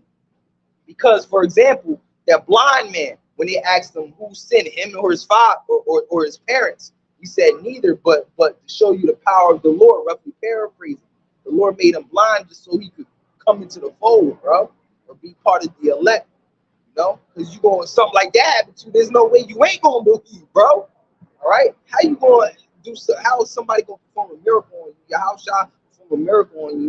You're not gonna just gonna be like, I don't believe this nigga. You know what I'm saying? I don't believe this nigga, bro. Like, especially if it's something for your benefit. Yeah. And you're gonna say it was wicked? Yeah. It benefited you, but you're gonna still say it was wicked? But it says, or else, how can one enter into a strong man's house and spoil his goods, except he first bind the strong man, and then he will spoil his house? See? Yeah, you go back to that. All right, this is 1 Corinthians 1:22. For the Jews require a sign, and the Greeks seek after wisdom. But we preach YAHAWAH'S crucified, unto the Jews a stumbling block, and unto the Greeks foolishness. And those Greeks is talking about Israelites that spoke Greek, and not actual Greeks, man. Jews that were Hellenized, man. Took on Greek customs. They spoke Greek, took on Greek ways. They were living amongst the Greeks, you know. All right. But unto them which are called both Jew and Greeks, YAHAWAH'S, the power of the Most High and the wisdom of the Most High. Yeah, because people will read that, but like, you see, you know, they came unto the Greeks. Like, you know, these Christians, they always pull out Galatians 3. They love to use the Galatians 3. All right. To the Jews first and then to the Greeks, but they don't understand that, bro. They don't understand it. That's the mystery of the Gentiles that they don't understand. You know, you have to know the mystery. You have to know the history to understand the mystery.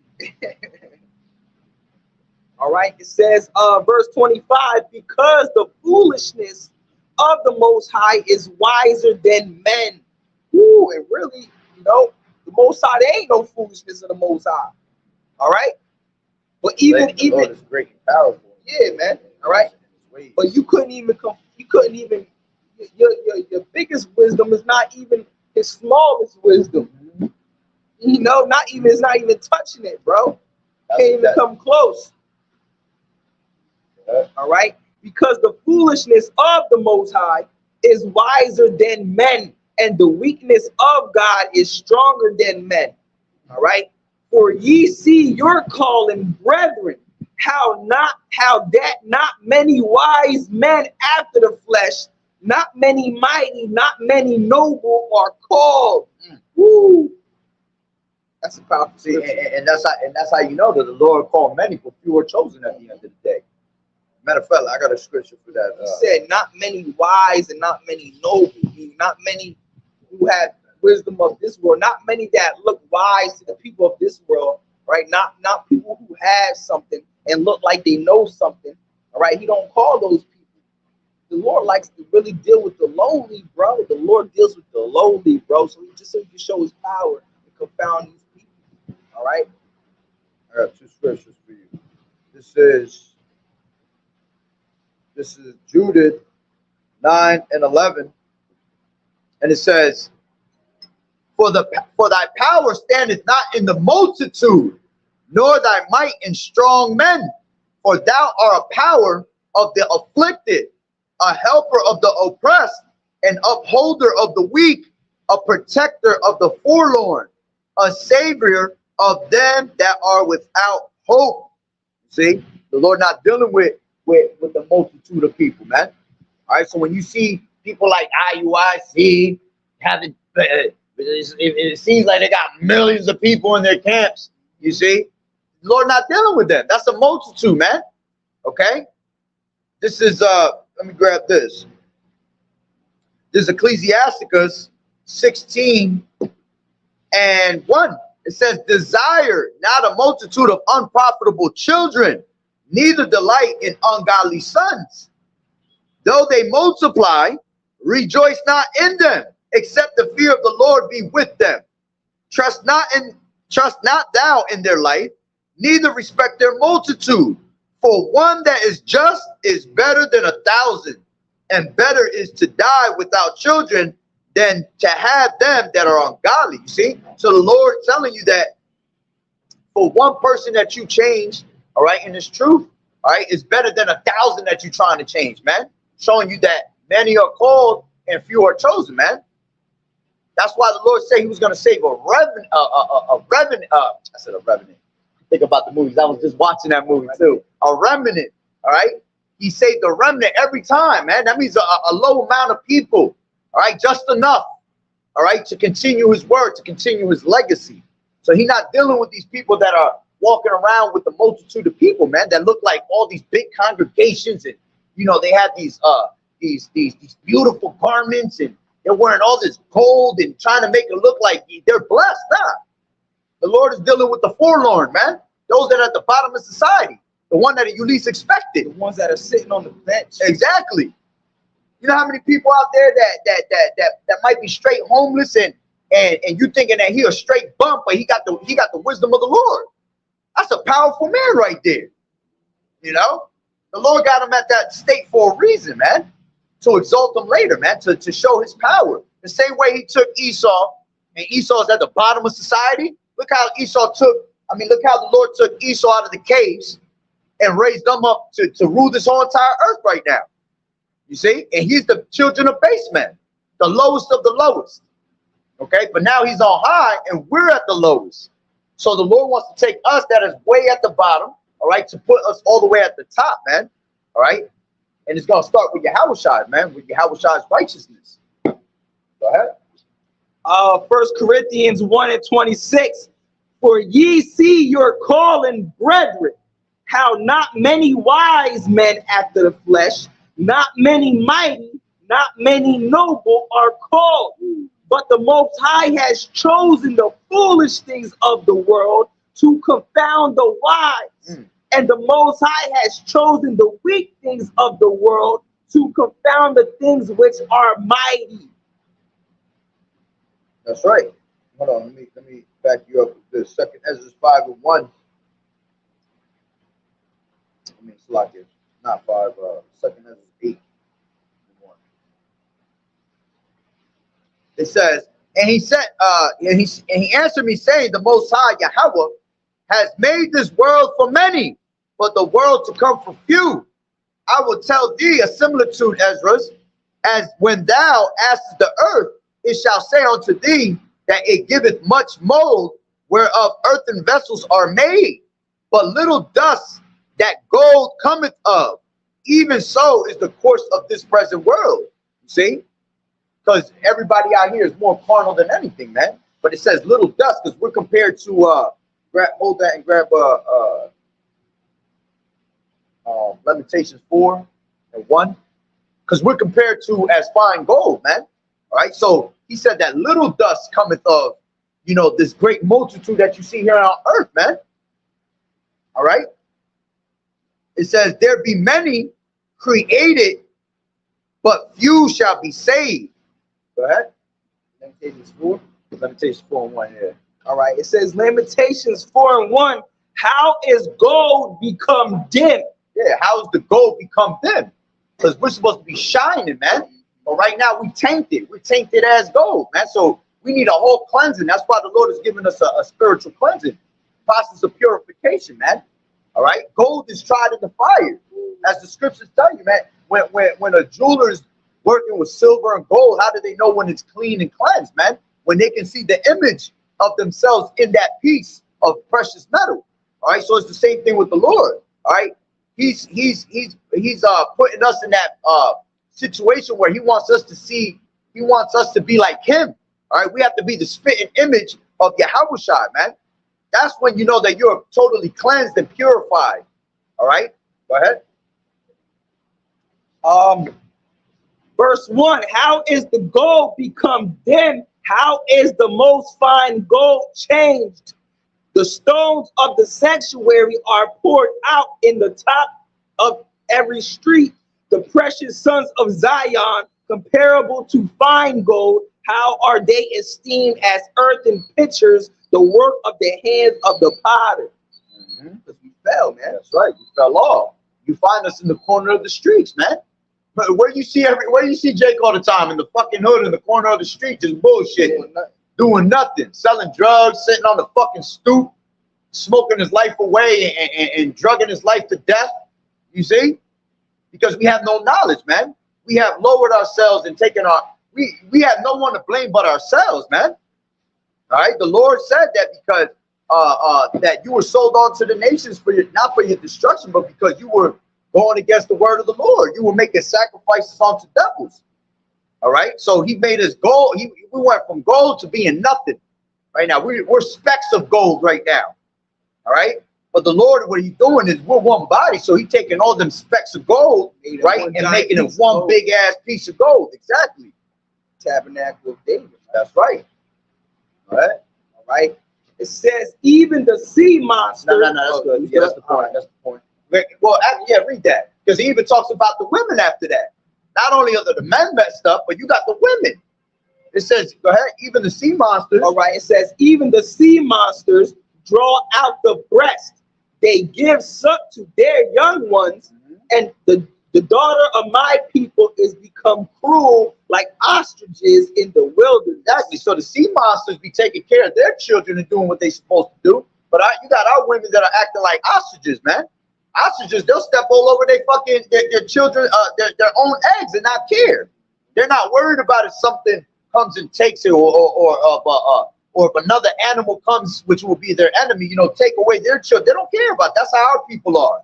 Our women don't even care about their own children, man. They'll throw their children in the garbage. Yeah, they'll do a whole Tupac song. Literally, Brenda's got a baby, throwing babies in the garbage, man. You hear them stories about they find the children in garbage and all of that, man. Yeah, you'll see how women just go to a store, drop off their kid in the aisle, and dip and just leave them there, man.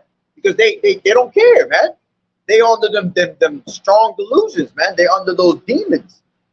Okay, so our people all over the place, man. I heard about that lady that just got life. What? She left her newborn baby in the crib while she went to go on vacation. Oh yeah, when she came back, he was dead. He was starved to death. Yeah, see, that's a perfect example, man. Who the fuck does that in their right mind?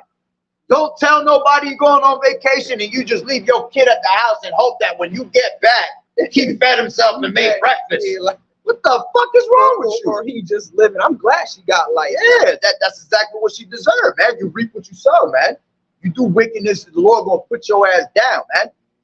then you gonna die in those behind those bars, man. Because we're supposed to be a body, we're supposed to be picking each other up, man. But you know, we're so heavy under these curses, man. All right, those curses is real. Those curses is real. Those curses is real, man. You literally have, you got brother against brother fighting. You know, you got the women always jealous of the other women. When the Lord told you not to be jealous of women, the only one that's supposed to be jealous is men, really, because when we have women, we have a prized possession. That's a possession and a helpmeet unto ourselves. So when you touch our possession, if anybody gets their possession touched, are you not gonna feel some type way off of that? Yeah, that's mine. Exactly, that's my shit. So of course we're the ones that's really supposed to be jealous, but these women not supposed to be jealous because y'all supposed to be sister wives, all right, and y'all supposed to have one man. It's supposed to be a sisterhood. Exactly, and we're all supposed to be one body and one accord and one likeness, you know. But we're all over the place, scattered. The same way the Lord scattered us, we just scattered in our minds, man. You know? Go ahead. All right. Want me to keep going? Yeah, just finish that. It says, the tongue of the suckling child cleaveth to the roof of his mouth for thirst. The young children ask bread, and no man breaketh it unto them. Yeah, because we're looking for answers, man. We're looking for a better place, a better lifestyle, you know? And nobody's there to actually break that bread with us. But see, the Lord has woken up the true men to give you that bread, man. The Lord said, I am the bread of life, man. If any man eat of this bread, right, you shall never hunger. You're going to live, all right? That's spiritual manna. The Lord said, he said, how did we become a degenerate plant? That's right. That's exactly what our people are. Our people are beyond degenerate plants, man. They're underneath degenerate. Because the scriptures tell you that our people have overpassed the deeds of the wicked. You know, they're more wicked than the wicked nigga himself. Mr. Esau and Satan, man. You know? That's fine. I was kind of looking for it. Oh. I thought it was in Isaiah. What you wanted again? Degenerate plant. Yeah, oh, I got you. That's not things in Jeremiah the second. We were a noble mind, but then it might be 16. Degenerate plant, KJV. Jeremiah 2:21. It says, let's see if I grow up one. Because this right here is basically explaining the downfall of Israel, man. All right, we were a fine gold, right? But the gold has become dim. All right, and we were once that noble vine, but we became a degenerate plant, man. This is Jeremiah 2:19. Thine own wickedness shall correct thee, and thy backslidings shall reprove thee. Know therefore and see that it is an evil thing and bitter that thou hast forsaken the Lord YAHAWAH'S. Yeah, because when we go off, the Lord punishes us, and that corrects us, man. Right. All right. He said, our own wickedness shall correct you. Some of us, because some of us got a super guilty, you know, conscience that when we go off, we be like, I ain't doing that shit again. I ain't doing that shit again. I love the Lord, bro. I ain't trying to die out here, nigga. I ain't trying to be missing food, nigga. You know, fuck that shit. You know, that's right. And the Lord said that, honestly, the Lord said, you haven't forsaken me, you have forsaken yourselves. You did it to yourself, man. Because, hey, the Lord laid out the blueprint for you. That's how they're saying the Lord gave you the cheat sheet, and your dumb ass still failed the test. Yeah. You never looked at the cheat sheet. The cheat sheet right here. Right there. And you didn't look at it. You see? Why? Because they thought that the answer was somewhere else, going back into our people wandering off, all right, to different philosophies. That's why the scriptures tell you that he that wandereth out of the way of understanding shall remain in the congregation of the dead. Your ass is dead as hell, walking around out here wandering for different philosophies when the Lord done gave you the almanac, Biff's almanac, encyclopedia. Yeah, to give you the whole entire, you know, the whole future for you, man. Played it out for you. Literally a cheat sheet, a blueprint, and the Lord rigged it for you. Exactly. Just like how the rest be rigging NBA games and He rigged it for you. That's right. He wants you to win. All right? It's literally rigged for us to come out on top. The Lord said it is his pleasure to give you the kingdom. So come into the fold and forget this world, forget everything that you got going on, and come follow the Lord. All right? Because everything you got going on is not going to be, it's going to be nothing compared to what the Lord is going to bring to us in the kingdom. All right? You look at yourself as once you're in the kingdom, you're gonna look at your old self and be like, damn, I was a fool, bro. Chasing all these women. All right? Trying to make something of myself, trying to become a rapper, a musician. Because all you really chasing is vanity, bro. Vanity, yeah. It's all vain, bro. You chasing a bag more than you chase the Most High. Straight up, bro. A bag is gonna get you put in a bag. Put you right in a death bag, a body bag. It says, thine own wickedness shall correct thee, and thy backsliding shall reprove thee. Right. Know therefore and see that it is an evil thing and bitter that thou hast forsaken the Lord Yahawah thy power, and that my fear is not in thee, saith the Lord Yahawah of hosts. For of old time I have broken thy yoke and burst thy bands, and thou saidest, I will not transgress. When upon every high hill and upon every green tree thou wanderest and played the harlot. Yeah, because when you go back to the book of Joshua and the book of Judges, all right, in the book of Judges, we kept going off. When Joshua brought us into the land, all right, the Lord put us into captivity under the Moabites. When you read Joshua, the Ishmaelites and the Philistines and all that, all right, he put us under captivity. And then every time we would cry to the Lord, he would bring us up out of that captivity. He would raise up a judge. And then we would go right back to the same old bullshit. Then we cry to the Lord again. He would bring us right back out. And we'll cry, right? Same old showing bullshit. you that the Lord has long suffering for us. Mercy, man.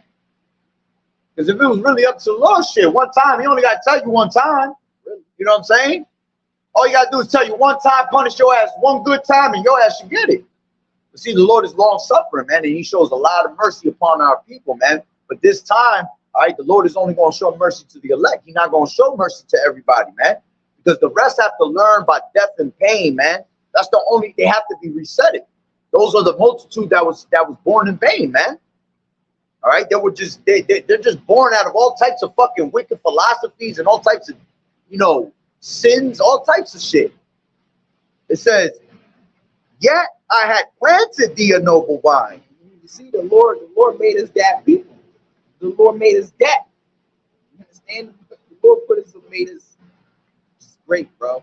All right. The Lord planted us a noble vine. Holy, a right seed. A holy right seed. That's right, because we the Lord's what? Chosen people, man. Grab that real quick. The second 2 and 9. Second Peter, I think it is 2 and 9, where it talks about we're a holy generation. I believe that's where it is at. Second 2. I know it's 2 and 9. I forgot what book it's in. Is it? Nah, try 1 Peter 2 and 9.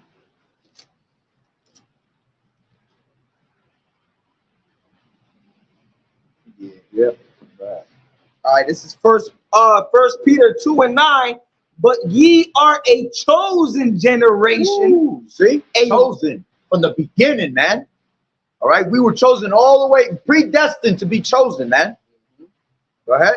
But ye are a chosen generation, a royal priesthood, a holy nation, a peculiar people, that ye should show forth the praises of him who has called you out of the darkness into his marvelous light. You see? We're a holy people, man. Peculiar people, meaning his valued property, his chosen treasure, man. Okay? That's why the Lord, which at the same time, we peculiar also means odd. You see? Yeah, yeah. And that's what shows us how odd we are. Different, but also how odd we are, because how is it that we was that noble vine and now our ass is that degenerate plant? You see? That's some odd shit right there. That's like you wonder what the hell happened. All right, but it's because we went off, man. So the Lord is asking us, how did you become that degenerate plant after I made you? Damn, this hair, I should never put this thing on. I think like the little hairs, yeah, they'd be just tickling my head. You know, he asked you, how the hell did this happen? I have made you to be above all nations. Grab that real quick, Deuteronomy 67. You know, we're above every single one of these nations. The Lord don't care about none of these people except our people, man. All right, go ahead. All right, this is Deuteronomy 7:6. For thou art an holy people unto the Lord thy God. The Lord thy God has chosen thee to be a special people. Ooh, special. I remember when we was kids and we was, growing up, when someone said you were special, you love to hear that, man. You thought you was, see, when you're special, you're important. We ain't special right now, man. Something different about you. Exactly. But we ain't special right now to the Lord. Only his elect is acting special. Putting on as the elect, hoping, as prisoners of hope that the Lord have mercy on us. Okay? So we are a special people unto the Lord. All right? All right. For thou art an holy people unto the Lord thy God. The Lord thy God has chosen thee to be a special people unto himself, above all people that are upon the face of the earth. See, upon all people on the face of the earth. We're above every single one of these nations, man. These nations ain't nothing but a drop from the bucket, man. A dust of the balance. A dust of the balance, exactly. That means nothing. Okay, worthless, basically. All right, but the Lord gonna let you play out your lives. He created everything in his way, man, the way he needed to create it, to be created. Right? So going back, it says, yet, this is Jeremiah 2:21, says, yet I have planted thee a noble vine, holy, a right seed. How then art thou turned into the degenerate plant of a strange vine unto me? So we became a degenerate plant, a strange vine. All right, we became strange unto the Lord. We were a special people, right? But now to look at it, like, we strange as hell. Like, who are y'all? Like, I don't know you. Exactly. You know what I'm saying? That ain't my lineage. Yeah, That's basically what it is. You know what I'm saying? You have become a strange vine, man. You're a whole different plant that the Lord created. The Lord's saying, I ain't make this. Exactly. Here it is. What's the Lord's favorite plant? The lily, right? So we out here looking like a damn dandelion. Right. You know what I'm saying? We're not even a lily to Yahweh. Exactly, man. YAHAWAH'S. You just a whole. It's like the Lord looking at you like, where the hell does breed come from? I didn't create this breed. Because why? We started mingling with these other nations and these different philosophies, and it turned us out.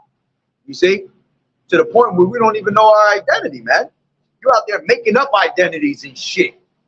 Y'all niggas call yourselves Afro-Americans, Afro-Q, Afro-Latina. Yeah. Coming out, that's all man's wisdom.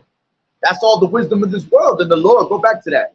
The Lord said that the wisdom of this world is foolishness to the eyes of the Lord, man.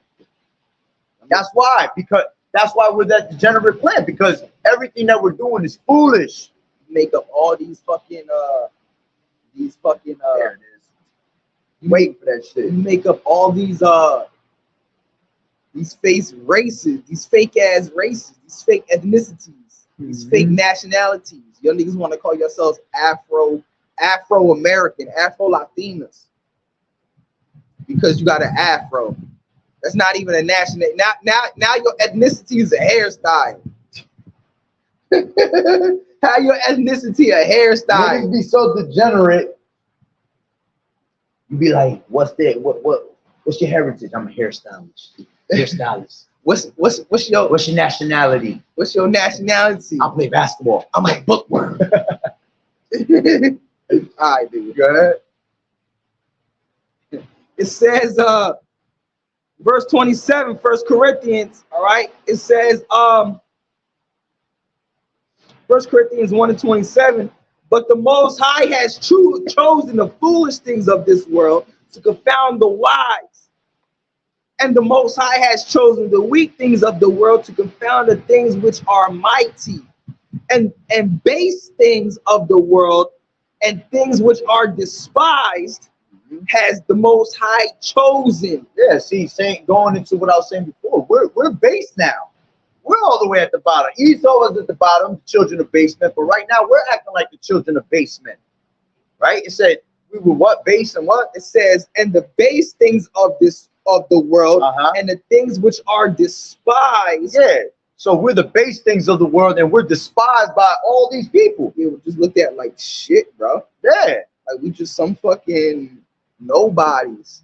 All right, like we're hated, bro. We're despised. All right. Scriptures tell, even despised by our own people, as the scriptures say, a prophet is not it's not what's the scripture I'm thinking? The prophet's not worthy in his own country. He's not accepted. It's not accepted in his own country, man. They'll look at us and be like, nah, fuck you. You ain't no damn prophet, bro. What the hell you talking you about? know? But then they'll go listen to TD Jakes. Right. And you think that nigga is a damn prophet. Meanwhile, he getting ran down in Diddy's mansion and he escaping out the back door with him. And he doing gay shit. Exactly. Bugged out, man. Just showing you that our people love wickedness, man. They like to cleave on to wickedness. You know? Go ahead. It says, and the base things of the world and things which are despised has the Most High chosen. Yea, and things which are not, to bring to naught things that are. So the Lord likes to make something out of nothing. Exactly. And the Lord loves drama. See, they don't understand that. They think because they're so brainwashed and thinking that the Lord is all just perfect. That's why the Lord is the way. That's why the word the way it is now. It's all drama. It's all drama. That's what the Lord loves. Look what's going on in the Middle East. That's all drama. Right? Look what's going on here in America. That's all drama. You got the conservatives against the liberals, bro. You got the left versus the right. Literally, if niggas is called left, and then you got niggas that's called right. That's crazy because the Lord is left and he's right, bro. The Lord got his left hand and he got his right hand. You know? Well, it says that no flesh should glory in his presence. That's right, man. All right, because the Lord could humble you quickly, man. All right. Say that again, what you say? It says that no flesh should glory in his presence, man. All right. Be boastful. You know? Yeah. Be proud. Very proud. And the Lord hate pride, man. The Lord could make something out of nothing, all right, and confound your ass. All right. A nigga that dropped out at 7th grade, you can take that nigga, all right, and confound a nigga who a Harvard nigga. A nigga that someone who's gone to Harvard, the most prestige college in America. And really that the concept of college goes back to the scriptures, bro. All right, one men and all that. That's right. I'm not an Enoch, a learned man. That's what you want to be. That's what you're striving to be. Enochs, man, Hanaks. All right. It says, this is Ecclesiastes 10:7.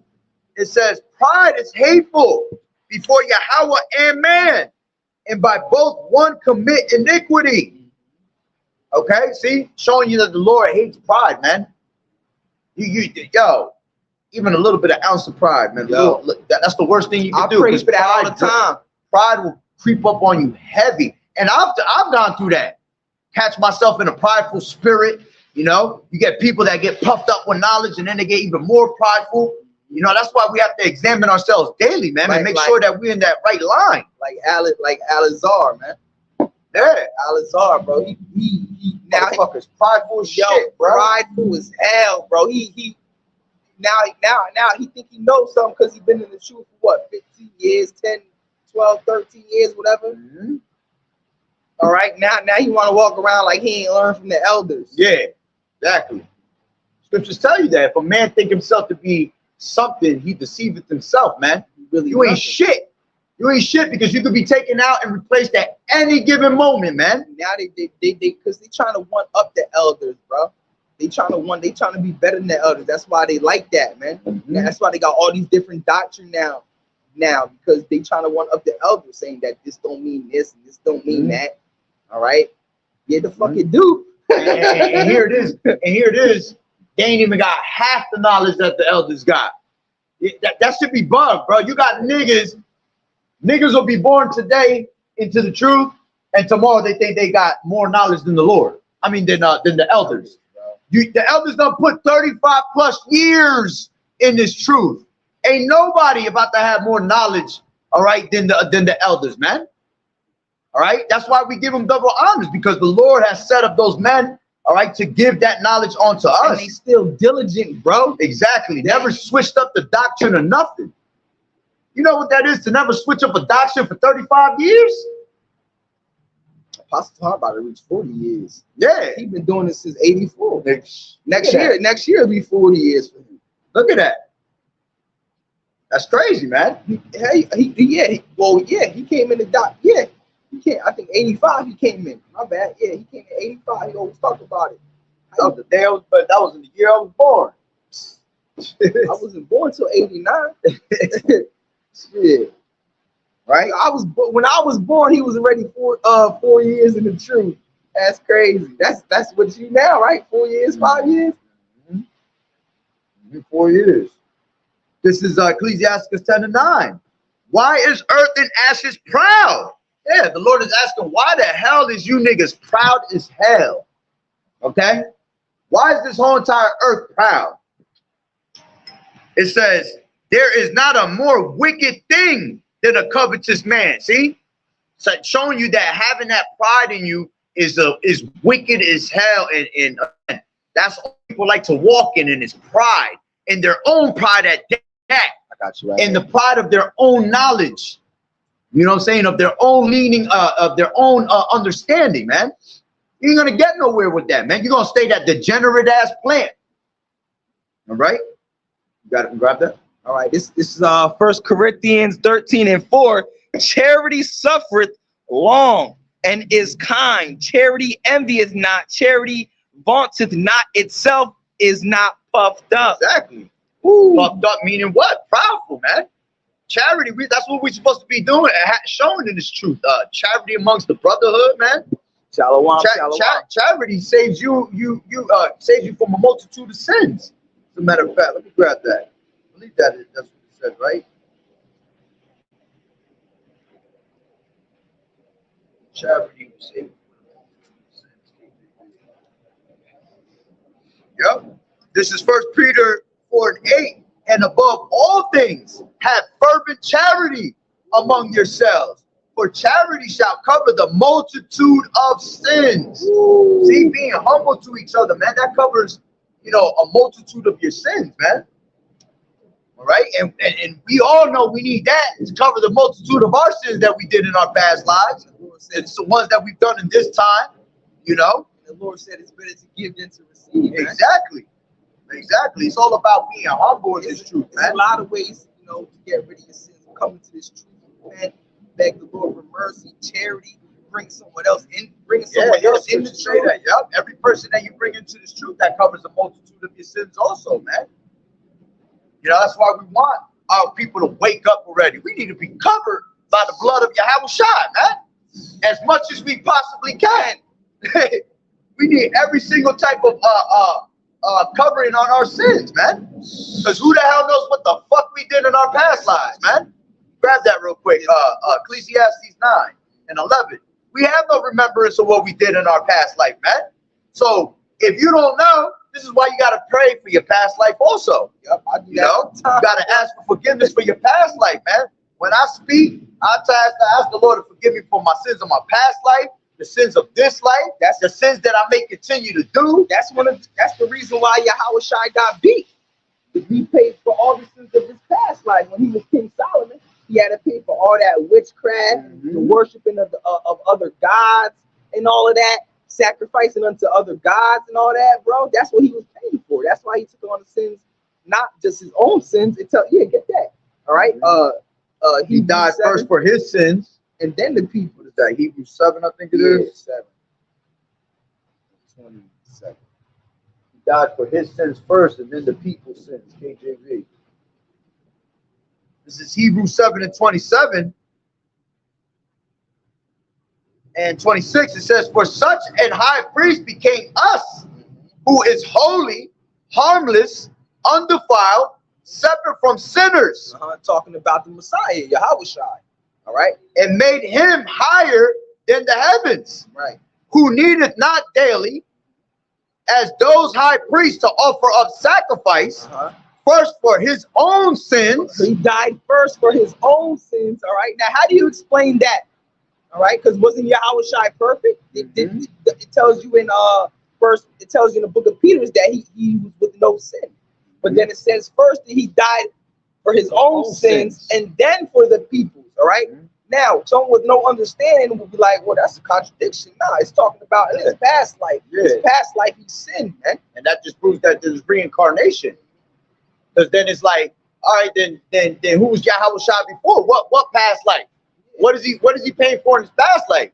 That's why you have to understand reincarnation, man. Yahawashi was Adam, all right? He had Isaac. He definitely paid what he did for Adam. Because when Yahawashi was Adam, he was the reason why we fell. All right. So he had to make it right by bringing us back to the Most High.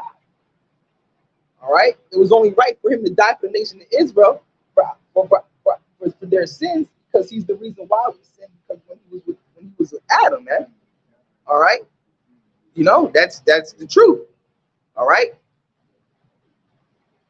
What's that one scripture? Yeah, this is Corinthians. 1 Corinthians 15:22. For as in Adam all die, even so in Hamashiach shall all be made alive, man. Yeah, so in Adam, right? Yahawashi was Adam. All right. So we died through Adam, but we are made alive again through what? The resurrection of the life of the dead. Yeah. Matter of fact, let me grab it from here. Yeah. This is 15:20. It says, but now is Hamashiach risen from the dead and become the first fruits of them that slept. It says, for since by man came death, by man came also the resurrection of the dead. Ooh. For as in Adam all die, even so in the Mashiach shall all be made alive. Ooh. All right. So he had to correct his wrongs by dying on a cross for us. All right. When he was Adam, man. That's why it says in Revelations, I am the Alpha and the Omega. Alpha means the beginning. Omega means the end. See? So how is that possible? How? It can only mean that he was Adam, man. And like he was saying before, we have to pay. See, this is why man pays for what they did, because of what Adam did in the beginning. You know what I'm saying? We have to pay for it all the way to the end. Okay? But you have to understand reincarnation, man, to understand that. So the Lord died first for his sins, right? And then the people's sins after that. You're going to read it again. Let me read that again, yeah. First for his sins and then the people's sins. 7:27, yeah. So it says, who does not need daily, like those high priests, to offer up sacrifices first for his own sins and then for the sins of the people. So he died for his own sins and then the sins of the nation of Israel, the people of Israel. That's who he died for, the nation of Israel. Right? He didn't die for no other nation. He only died for you Negroes, you Latinos, and you Native Americans, man. You had something, right? You was reading something before that? Yeah, it wanted me to get Ecclesiastes 9. Oh, yeah, 9 and 11. Yeah.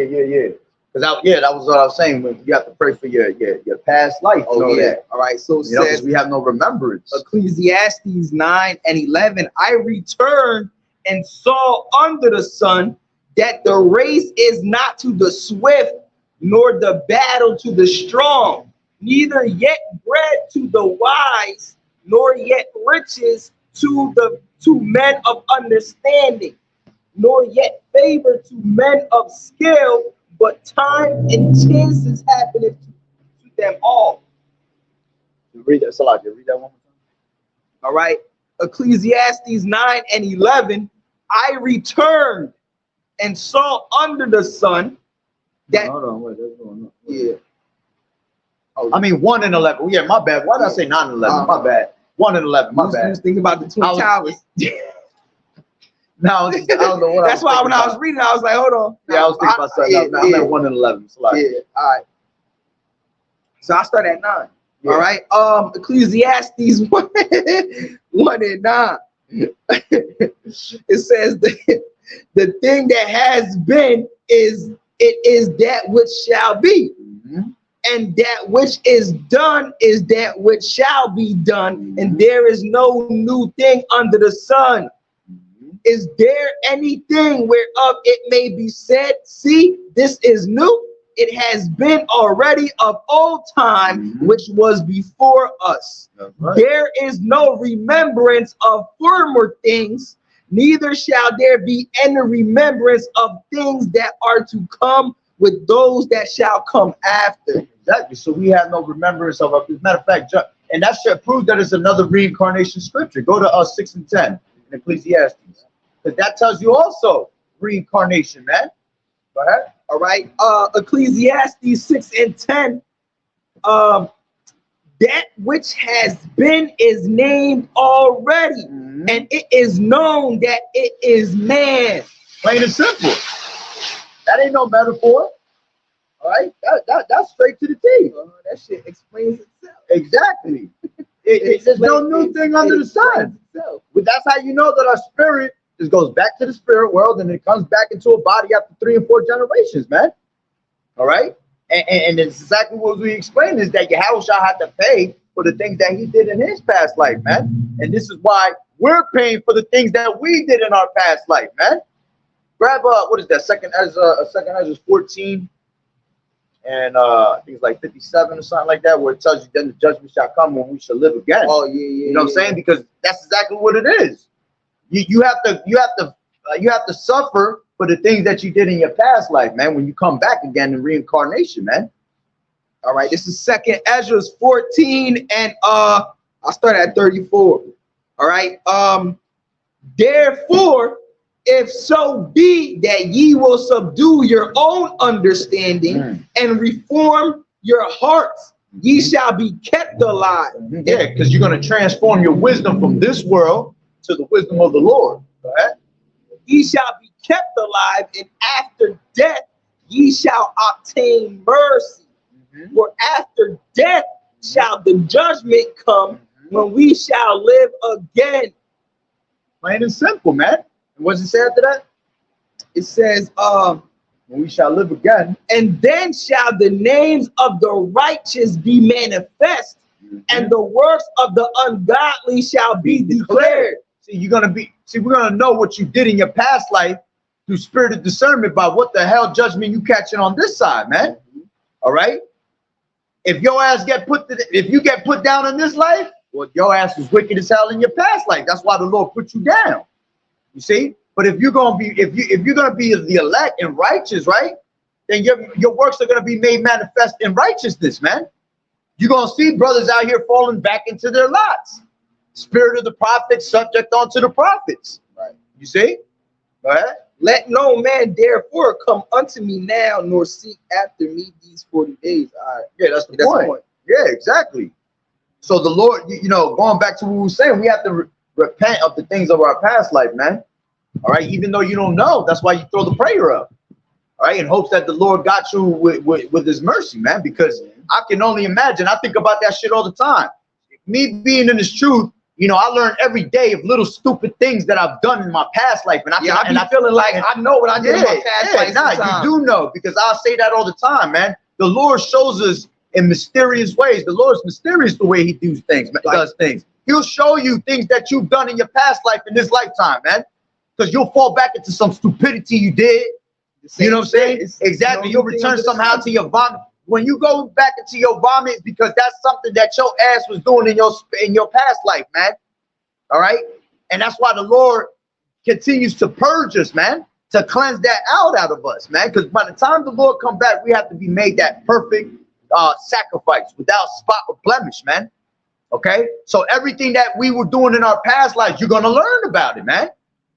By reading these scriptures, by being condemned, all right, in these scriptures and realizing, like, usually when something hits your spirit from the scriptures, and it's like, damn, yo, and you feel like that, it's because your ass was doing that in the past life, man.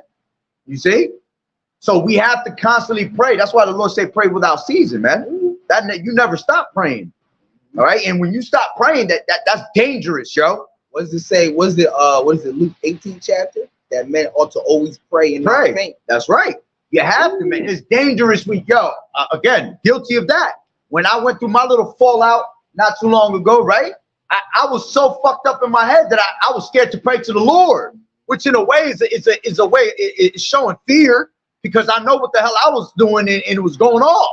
Yeah, you it's see? like, it's like, who the hell am I? Yeah, exactly. You know? But still, man, it puts you in a state of mind where Satan comes and plays with your mind as that playground. Because now you're not praying, no matter through the good or the bad, man, you gotta continue to stay prayed up. Because the being prayed up is what's protecting us, man. That's the Lord showing grace by us praying. You know what I'm saying?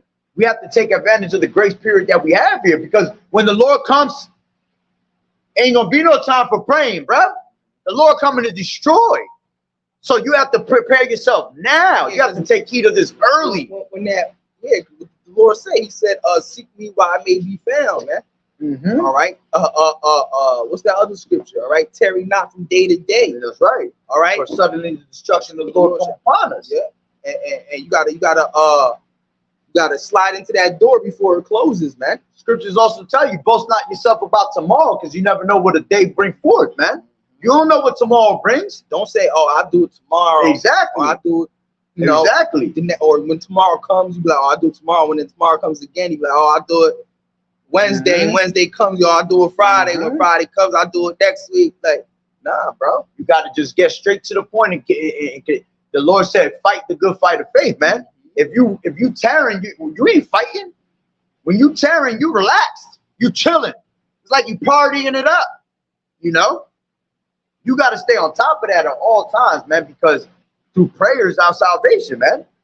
That's the greatest weapon we have, man, in this place. Prayer. Even Yahawah taught us how to pray, man. Mm-hmm. When, you know, the Lord's Prayer, man. That's one of the greatest prayers, bro. That's right. See, these people could take everything away from us in this side, man. But they can't take away our prayers, man. Spirit. They can't take away our spirit. That's in our mind, man. I don't even have to pray out loud. I could pray in my mind all day long, and nobody knows my thoughts other than the Lord, man. You know, that's why it's so important to continue to pray, man, because that's what's keeping us right there with the Lord. It's keeping us with that connection. The moment you stop praying, you lose connection of the Lord. It's like you grabbed the plug and you unplugged it off the wall. Now you got no power. You see? But as long as you got that plug plugged in with the Lord, then you got all types of power. You're a whole generator. You know what I'm saying? Right. We're able to get power on to the rest of the elect because we're all in one body, right? And we're not supposed to have no schisms in the body. So when one stops praying, it's like the whole body is hurting off of that, man.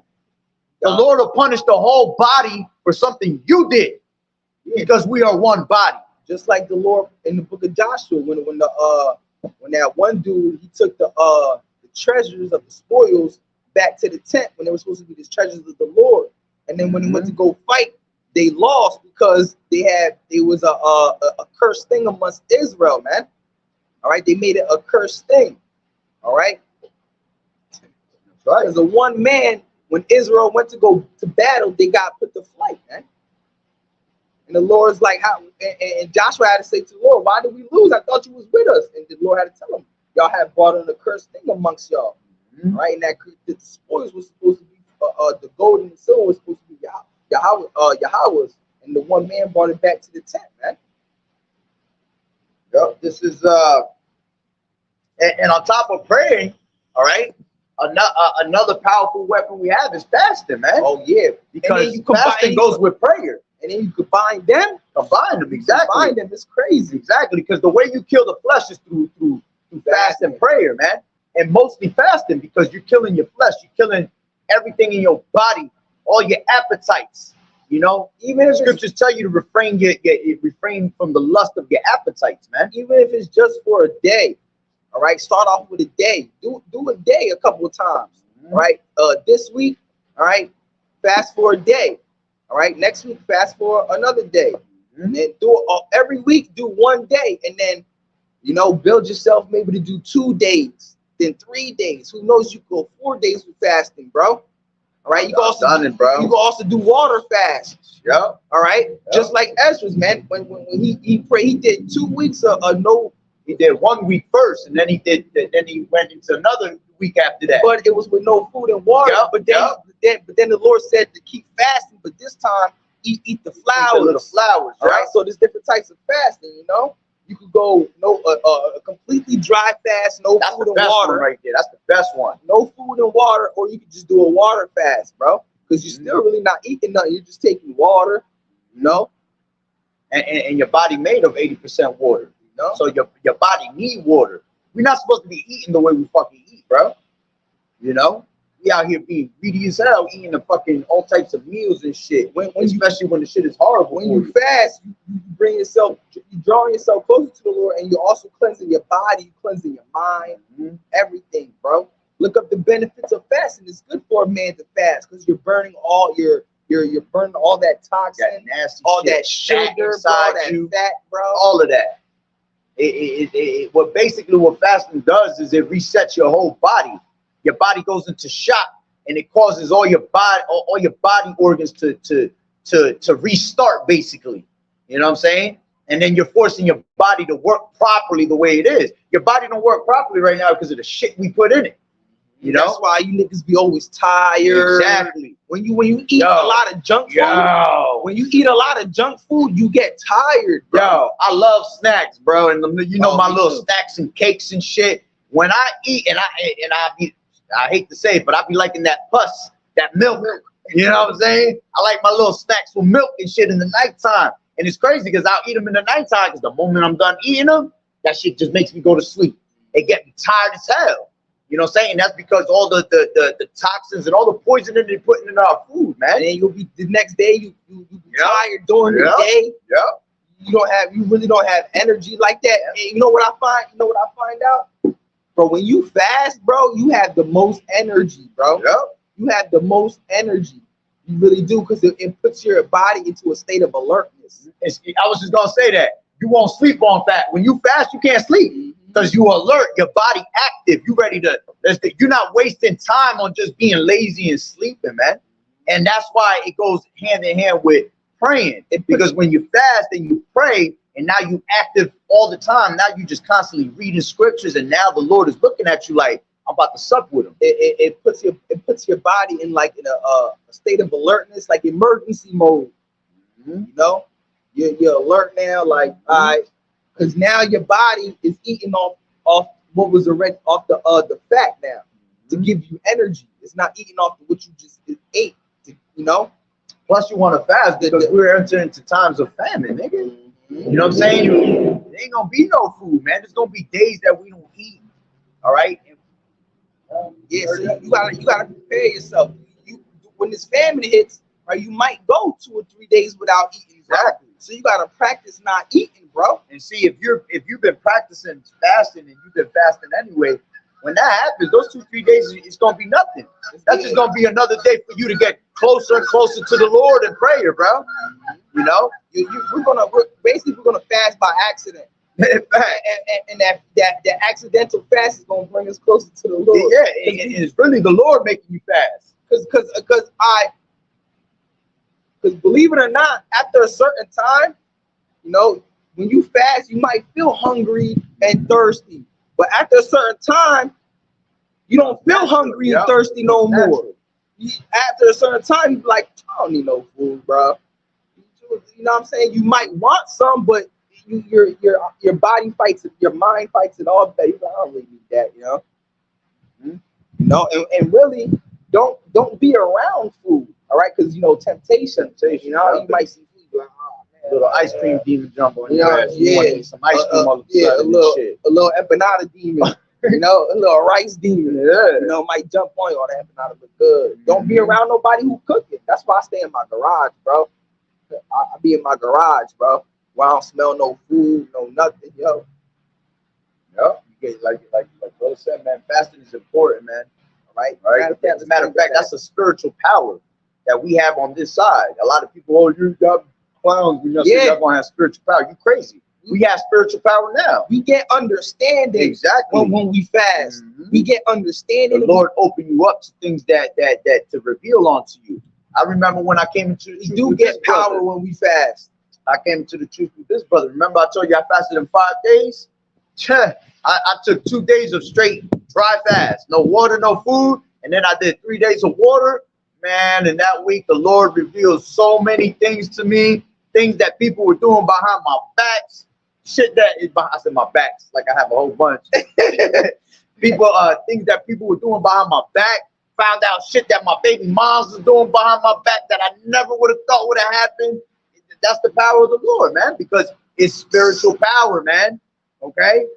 I guarantee you in that day when brothers have spiritual power to throw a fireball at your ass, it's going to be because they were in fast mode, man, and constantly in tune and prayer with the Lord, man. What you going into? And I was going to say, even in the scriptures, it talks about many accounts how when Israel was going off, basically the prophets would tell them everybody got to fast right now.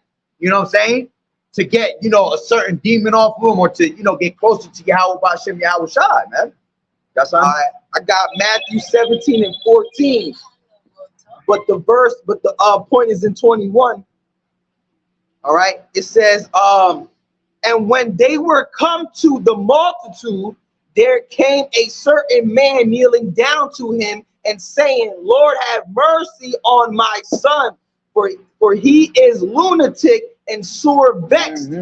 For oft times he falleth into the fire and off into the water. So he had a crazy demon on him, man.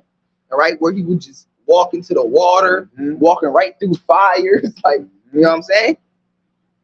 And I brought him to the disciples, and they could not cure him. Then YAHAWAH'S answered and said, O faithless and perverse generation, how long shall I be with you? How long shall I suffer you? Bring him hither to me. Yeah, so he was cursing them out, and he still was like, yo, just bring him to me, man. All right.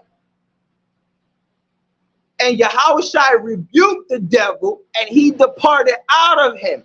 And the child was cured from that very hour. Then came the disciples to YAHAWAH'S apart and said, why could not we cast him out? And YAHAWAH'S said unto them, because of your unbelief. For verily I say unto you, ye have faith as a grain of mustard seed, ye shall say unto this mountain, remove hence to yonder place, and it shall be removed, and nothing shall be impossible unto you.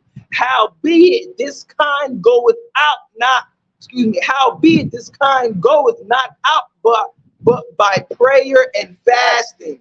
And sometimes you have to pray and fast heavy because you got a heavy ass demon on you, man. And the heavier the demon, there's people that'll fast 2-3 days and they still got the demon on them. Because you got to put in mad fasting time in, man. You got to keep putting in the work to get that demon off, man. There's certain demons are heavier. That's the spirit. He caught that like nothing, like the angels like handing it back to you. You know what I'm saying? But yeah, certain people gotta, certain people got heavy demons on them, man. All right, and you got to pray on a whole nother level with YAHAWAH'S. Let me grab this real quick. This is Matthew 6, as we talk about prayer and fasting. All right, this is 6 and 5 in Matthew, and it says, and when thou prayest, thou shalt not be as the hypocrites are, for they love to pray standing in synagogues and in the corners of the streets, that they may be seen of men. Yeah, because you're supposed to be doing prayer in secret.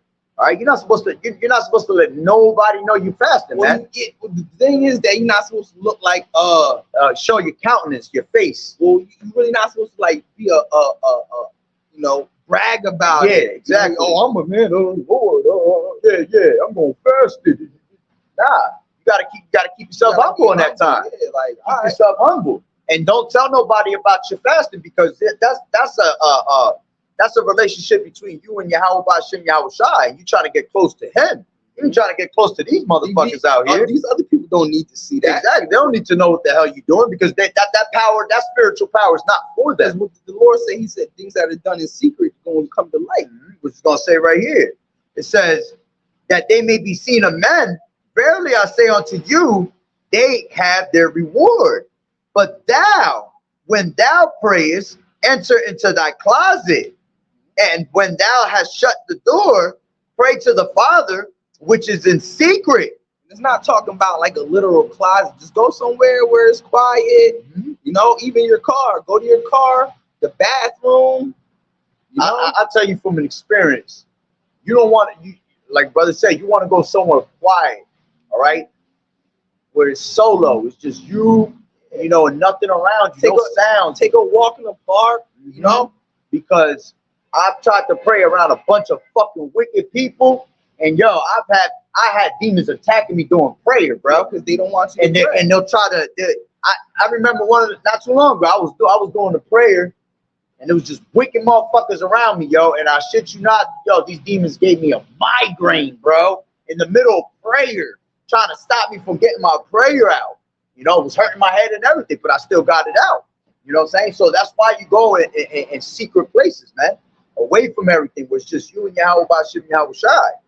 So it says, but thou, when thou prayest, enter into thy closet, and when thou hast shut thy door, pray to the Father which is in secret, and thy Father which seeth in secret shall reward thee openly.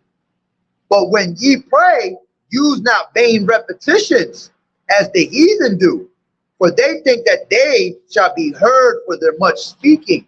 You know, and when you pray, man, you got to just, you know, you got to think about what you're going to pray, you know, and get straight to the point, you know. Don't be sitting there babbling and that. Man, you should already know what you're going to pray for and make sure it's something good, all right? You ain't praying for dumb shit. Right. I need $1 million. I need nah, man, you want to be praying for, you know, endurance, faith, all right? You grown in this truth, for mercy of YAHAWAH'S and YAHAWAH'S, man, okay? Things that benefit you in your salvation, okay? Nothing of this world is going to fucking benefit you if you're trying to fast and pray for that. Because you got niggas that'll pray for some wicked shit and even fast for wicked shit. You know, there's an account in the scriptures like that, where you had I forgot where it's at, but you had brothers that was fasting to bring wickedness upon certain people. That's some bugged out shit. You know? Supposed to be fasting for righteousness' sake. So it says, but when ye pray, use not vain repetitions. Yeah, be not like these heathens. These heathens are the type that'll just say the same stupid little bullshit prayer that they got in hand, you know? And they'll say it over and over again, giving their little Hail Marys and shit. Like, no, that's not prayer, man. When you go to pray to the Lord, you're having a conversation between you and the Lord and telling him what's on your mind, how you feel, you know? And when you pray, you got to throw these scriptures back at YAHAWAH'S and YAHAWAH'S. You know, the same way he gives us, brings us into the remembrance of this word. All right, we got to bring him into remembrance of the things that he has said to us, that he has promised us, you know, through prayer. And you say it humbly. You're not going to be an asshole talking about it. You're going to bring it up to him in a humble manner. Okay? It says, be not ye therefore like unto them, for your Father knoweth what things ye have need of before ye ask of him. You don't think the Lord knows what you about to ask for? Exactly. Exactly. On, it says, like the Lord doesn't know your troubles. He's the one that's giving you the troubles. You know? It says, the Lord said he's going to smite, but yet he shall heal. What's that in 6 and Hosea 6 and 1? Yep. For he has torn, but yet he shall heal. This is it says, be ye not therefore like unto them, for your Father knoweth what things ye have need of before ye ask him. After this manner therefore pray ye, our Father which are in heaven, hallowed be thy name. All right, and hallowed be thy name, meaning that you got to put respect on that name. So when you niggas out there talking about you could call the name 1,000 titles, 1,000 names, you bugged out. The Lord do got different titles, man, but he got one name. Okay? Just like all of us got one name out here. All right, so when you call upon that name, all right, which that name is a strong tower and the righteous man runneth into and is safe. Okay? It says, our Father which are in heaven, hallowed be thy name, all right, meaning sanctified. Thy kingdom come, thy will be done in earth as it is in heaven. Give us this day our daily bread, and forgive us our debts as we forgive our debtors.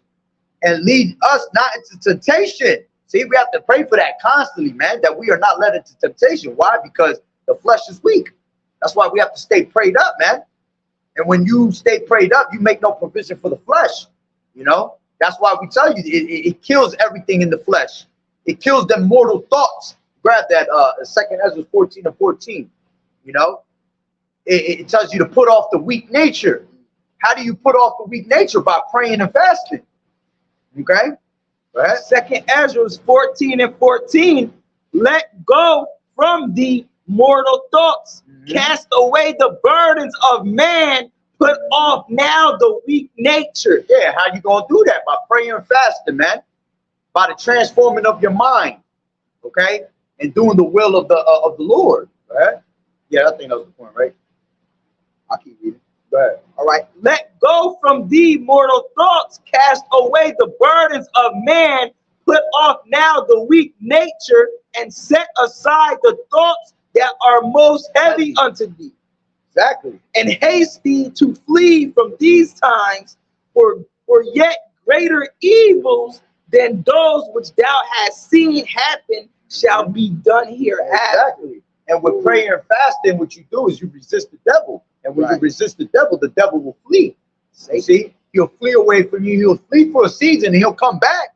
All right. But this is why you got to constantly stay prayed up. Because the moment he come back and try to put his foot in the door, that door going to close right away. You see, the angel going to close that door on his foot and his toe. He going to stub his toe. He ain't going to want to be into, he ain't going to try to enter into you, man, because you girded. All right. So it says, lead us not into temptation, but deliver us from evil. For thine is the kingdom and the power and the glory forever. Amen. Right. So now let's go down to, what's that fasting for? Oh yeah, here we go.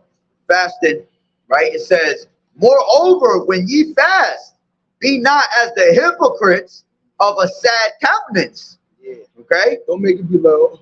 Don't put on that. Try to make people feel sorry for you. Yeah. Yeah. Ain't nobody feeling sorry for you. Yeah. You got people out here starving for real in real life, and they don't even feel sorry for them. Make sure they don't feel sorry for you because you fasted. You know, you keep that to yourself. Oh, you trying to show it off. Trying to brag or boast. Oh, I'm fasting. You know what I'm saying? It says, for they disfigure their faces, that they may appear unto men to fast. Verily I say unto you, they have their reward. But thou, when thou fastest, anoint thy head and wash thy face. Yeah, I'm fasting. Nigga, what you doing? Oh, I'm fasting. It's the truth, though. Niggas be like that because niggas be proud, just like that. Like, what's that one story that YAHAWAH'S told, man? About the two people that were fasting. One was a Pharisee, and the other one was a humble man. The Pharisee was praying to the Lord. Oh, I fast, I pray, I do all this. I'm thankful that I'm not like this man over here. But yet the man that he was talking about was more humble than him, to the point where he couldn't even show his face to the Lord. That he received more of the Lord than the Pharisee did. That's right. It says, but thou, when thou fastest, anoint thy head and wash thy face. All right. That thou appear not unto men to fast, but unto thy Father which is in secret, and thy Father which seeth in secret shall reward openly.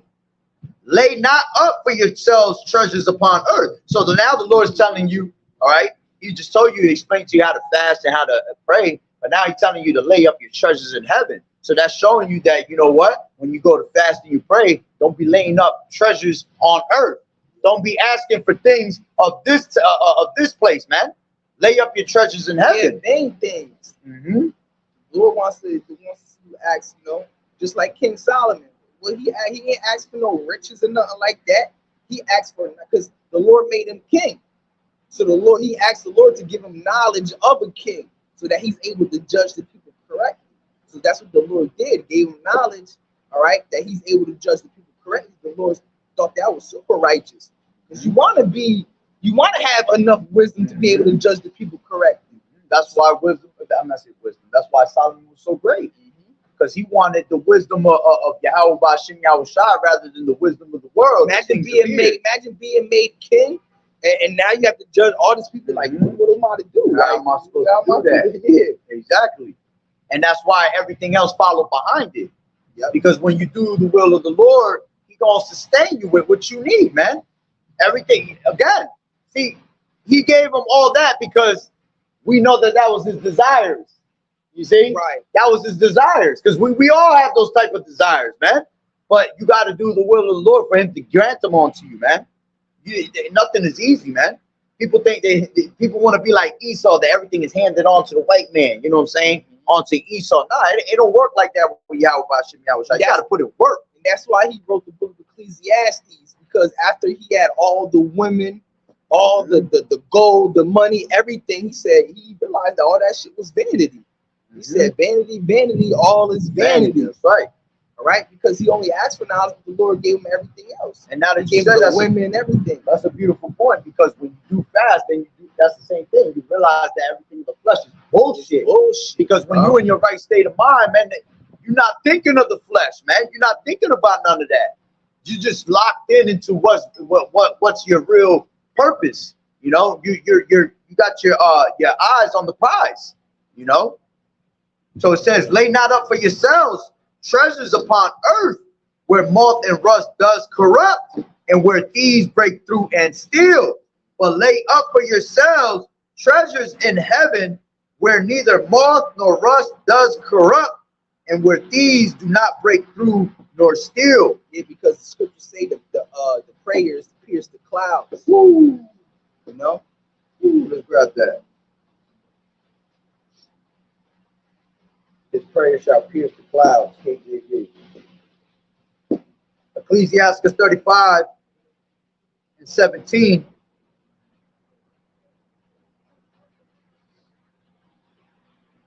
You know, and praying is like putting your treasures up in heaven, man. Right? Because you'll pray to be more diligent, you know, and being diligent is setting your treasures up in heaven, doing the work. Pray that the Lord gives you a fiery spirit, you know, because you don't want to be lazy, you know. I caught myself plenty of times, you know. I'm just like, yo, I can't do that. I can't get my ass up. Like, yo, get up. You know? Ecclesiastes 35 and 16, it says, he that serveth the Lord Yahweh shall be accepted with favor, and his prayer shall reach unto the clouds. The prayer of the humble pierceth the clouds. The prayer of the humble. The Lord loves a humble, bro. Someone who is humble and not prideful or boastful at all. Someone that knows that he's nothing but earth and ashes. Someone that knows that he's nothing but a worm. That the Lord could just destroy him any day, man. Or someone that knows that, bro. That's who the Lord loves. Because we could just walk and just drop dead, bro. Because he put down the one thing that the Lord hates, and that's what? Pride. You see? You can't, you stupid as hell if you try to come with prayer and you pride. Bro, I pray for that in my prayer, bro. If just a little bit of ounce of pride enters into me, I pray that the Lord remove it, bro. Straight up. I don't want to be one of these wicked, prideful niggas out here thinking that he the shit. You know what I'm saying? You crazy as hell, because I exactly what you're gonna end up. Shit. All right. The Lord said you're gonna be trodden down like the mire in the streets. You know what I'm saying? You crazy as hell. I'm walking around. You crazy as hell. You think I'm gonna be one of these prideful ass niggas walking around? Because then the Lord can take all this wisdom from you. It could be like wisdom. He could take something you love from you that's gonna hurt you, set your house on fire. Yeah. You know? Man. So it says, the prayer of the humble pierceth the clouds, until it come nigh, he will not be comforted, and will not depart till the Most High shall behold the judge to judge righteously and to execute judgment. Yeah, so the prayer of the humble. All right, the Lord, get that. The Lord shall not despise a man with a contrite spirit. The Lord shall not despise a man with a contrite spirit. Contrite means to be humble. The Lord can't despise that. The Lord loves that, man. All right? A man who just knows that he's nothing but earth and ashes, bro.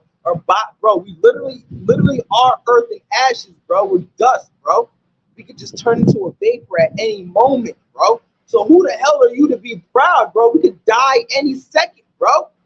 The Lord can put your lights out whenever he wants to, bro. All right? You must be out your damn mind if you think I'm going to walk around proud as hell, man. This is Psalms 51 and 17. The sacrifices of Yahweh are a broken spirit, a broken and contrite heart. O Yahweh, thou wilt not despise. A broken and a contrite heart, a contrite spirit. All right? A man that is broken and is humble.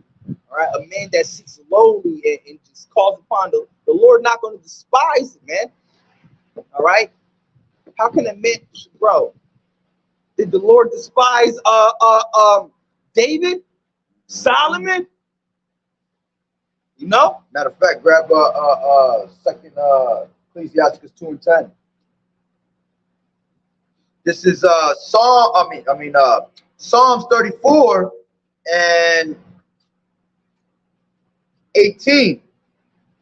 It says, the Lord is nigh unto them that are of a broken heart, and saveth such as be of a contrite spirit. Many are the afflictions of the righteous, but the Lord delivereth him out of them all. He keepeth all his bones, not one of them is broken.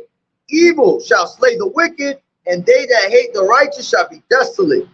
The Lord Yahweh redeemeth the soul of his servants, and none of them that trust in him shall be desolate. See? Go ahead, grab that. 2 and 10? Yeah. All right. Ecclesiasticus 2 and 10. Look at the generations of old and see, did ever any trust in the Lord and was confounded? Or did any abide in his fear and was forsaken?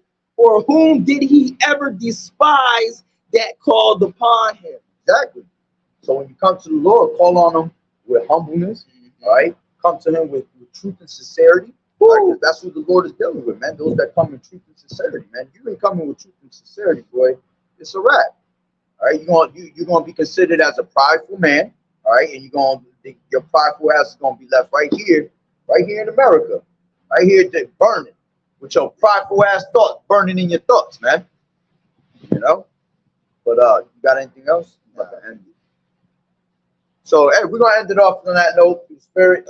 So Lord willing, that the lesson was edifying. So with that being said, Barakatah Yahawah, Barakatah Yahawashi, call Lord and Yahawah, Bahashem Yahawashi, Bahashem Rakatash. Double honors to the elders and apostles of Great Millstone who well.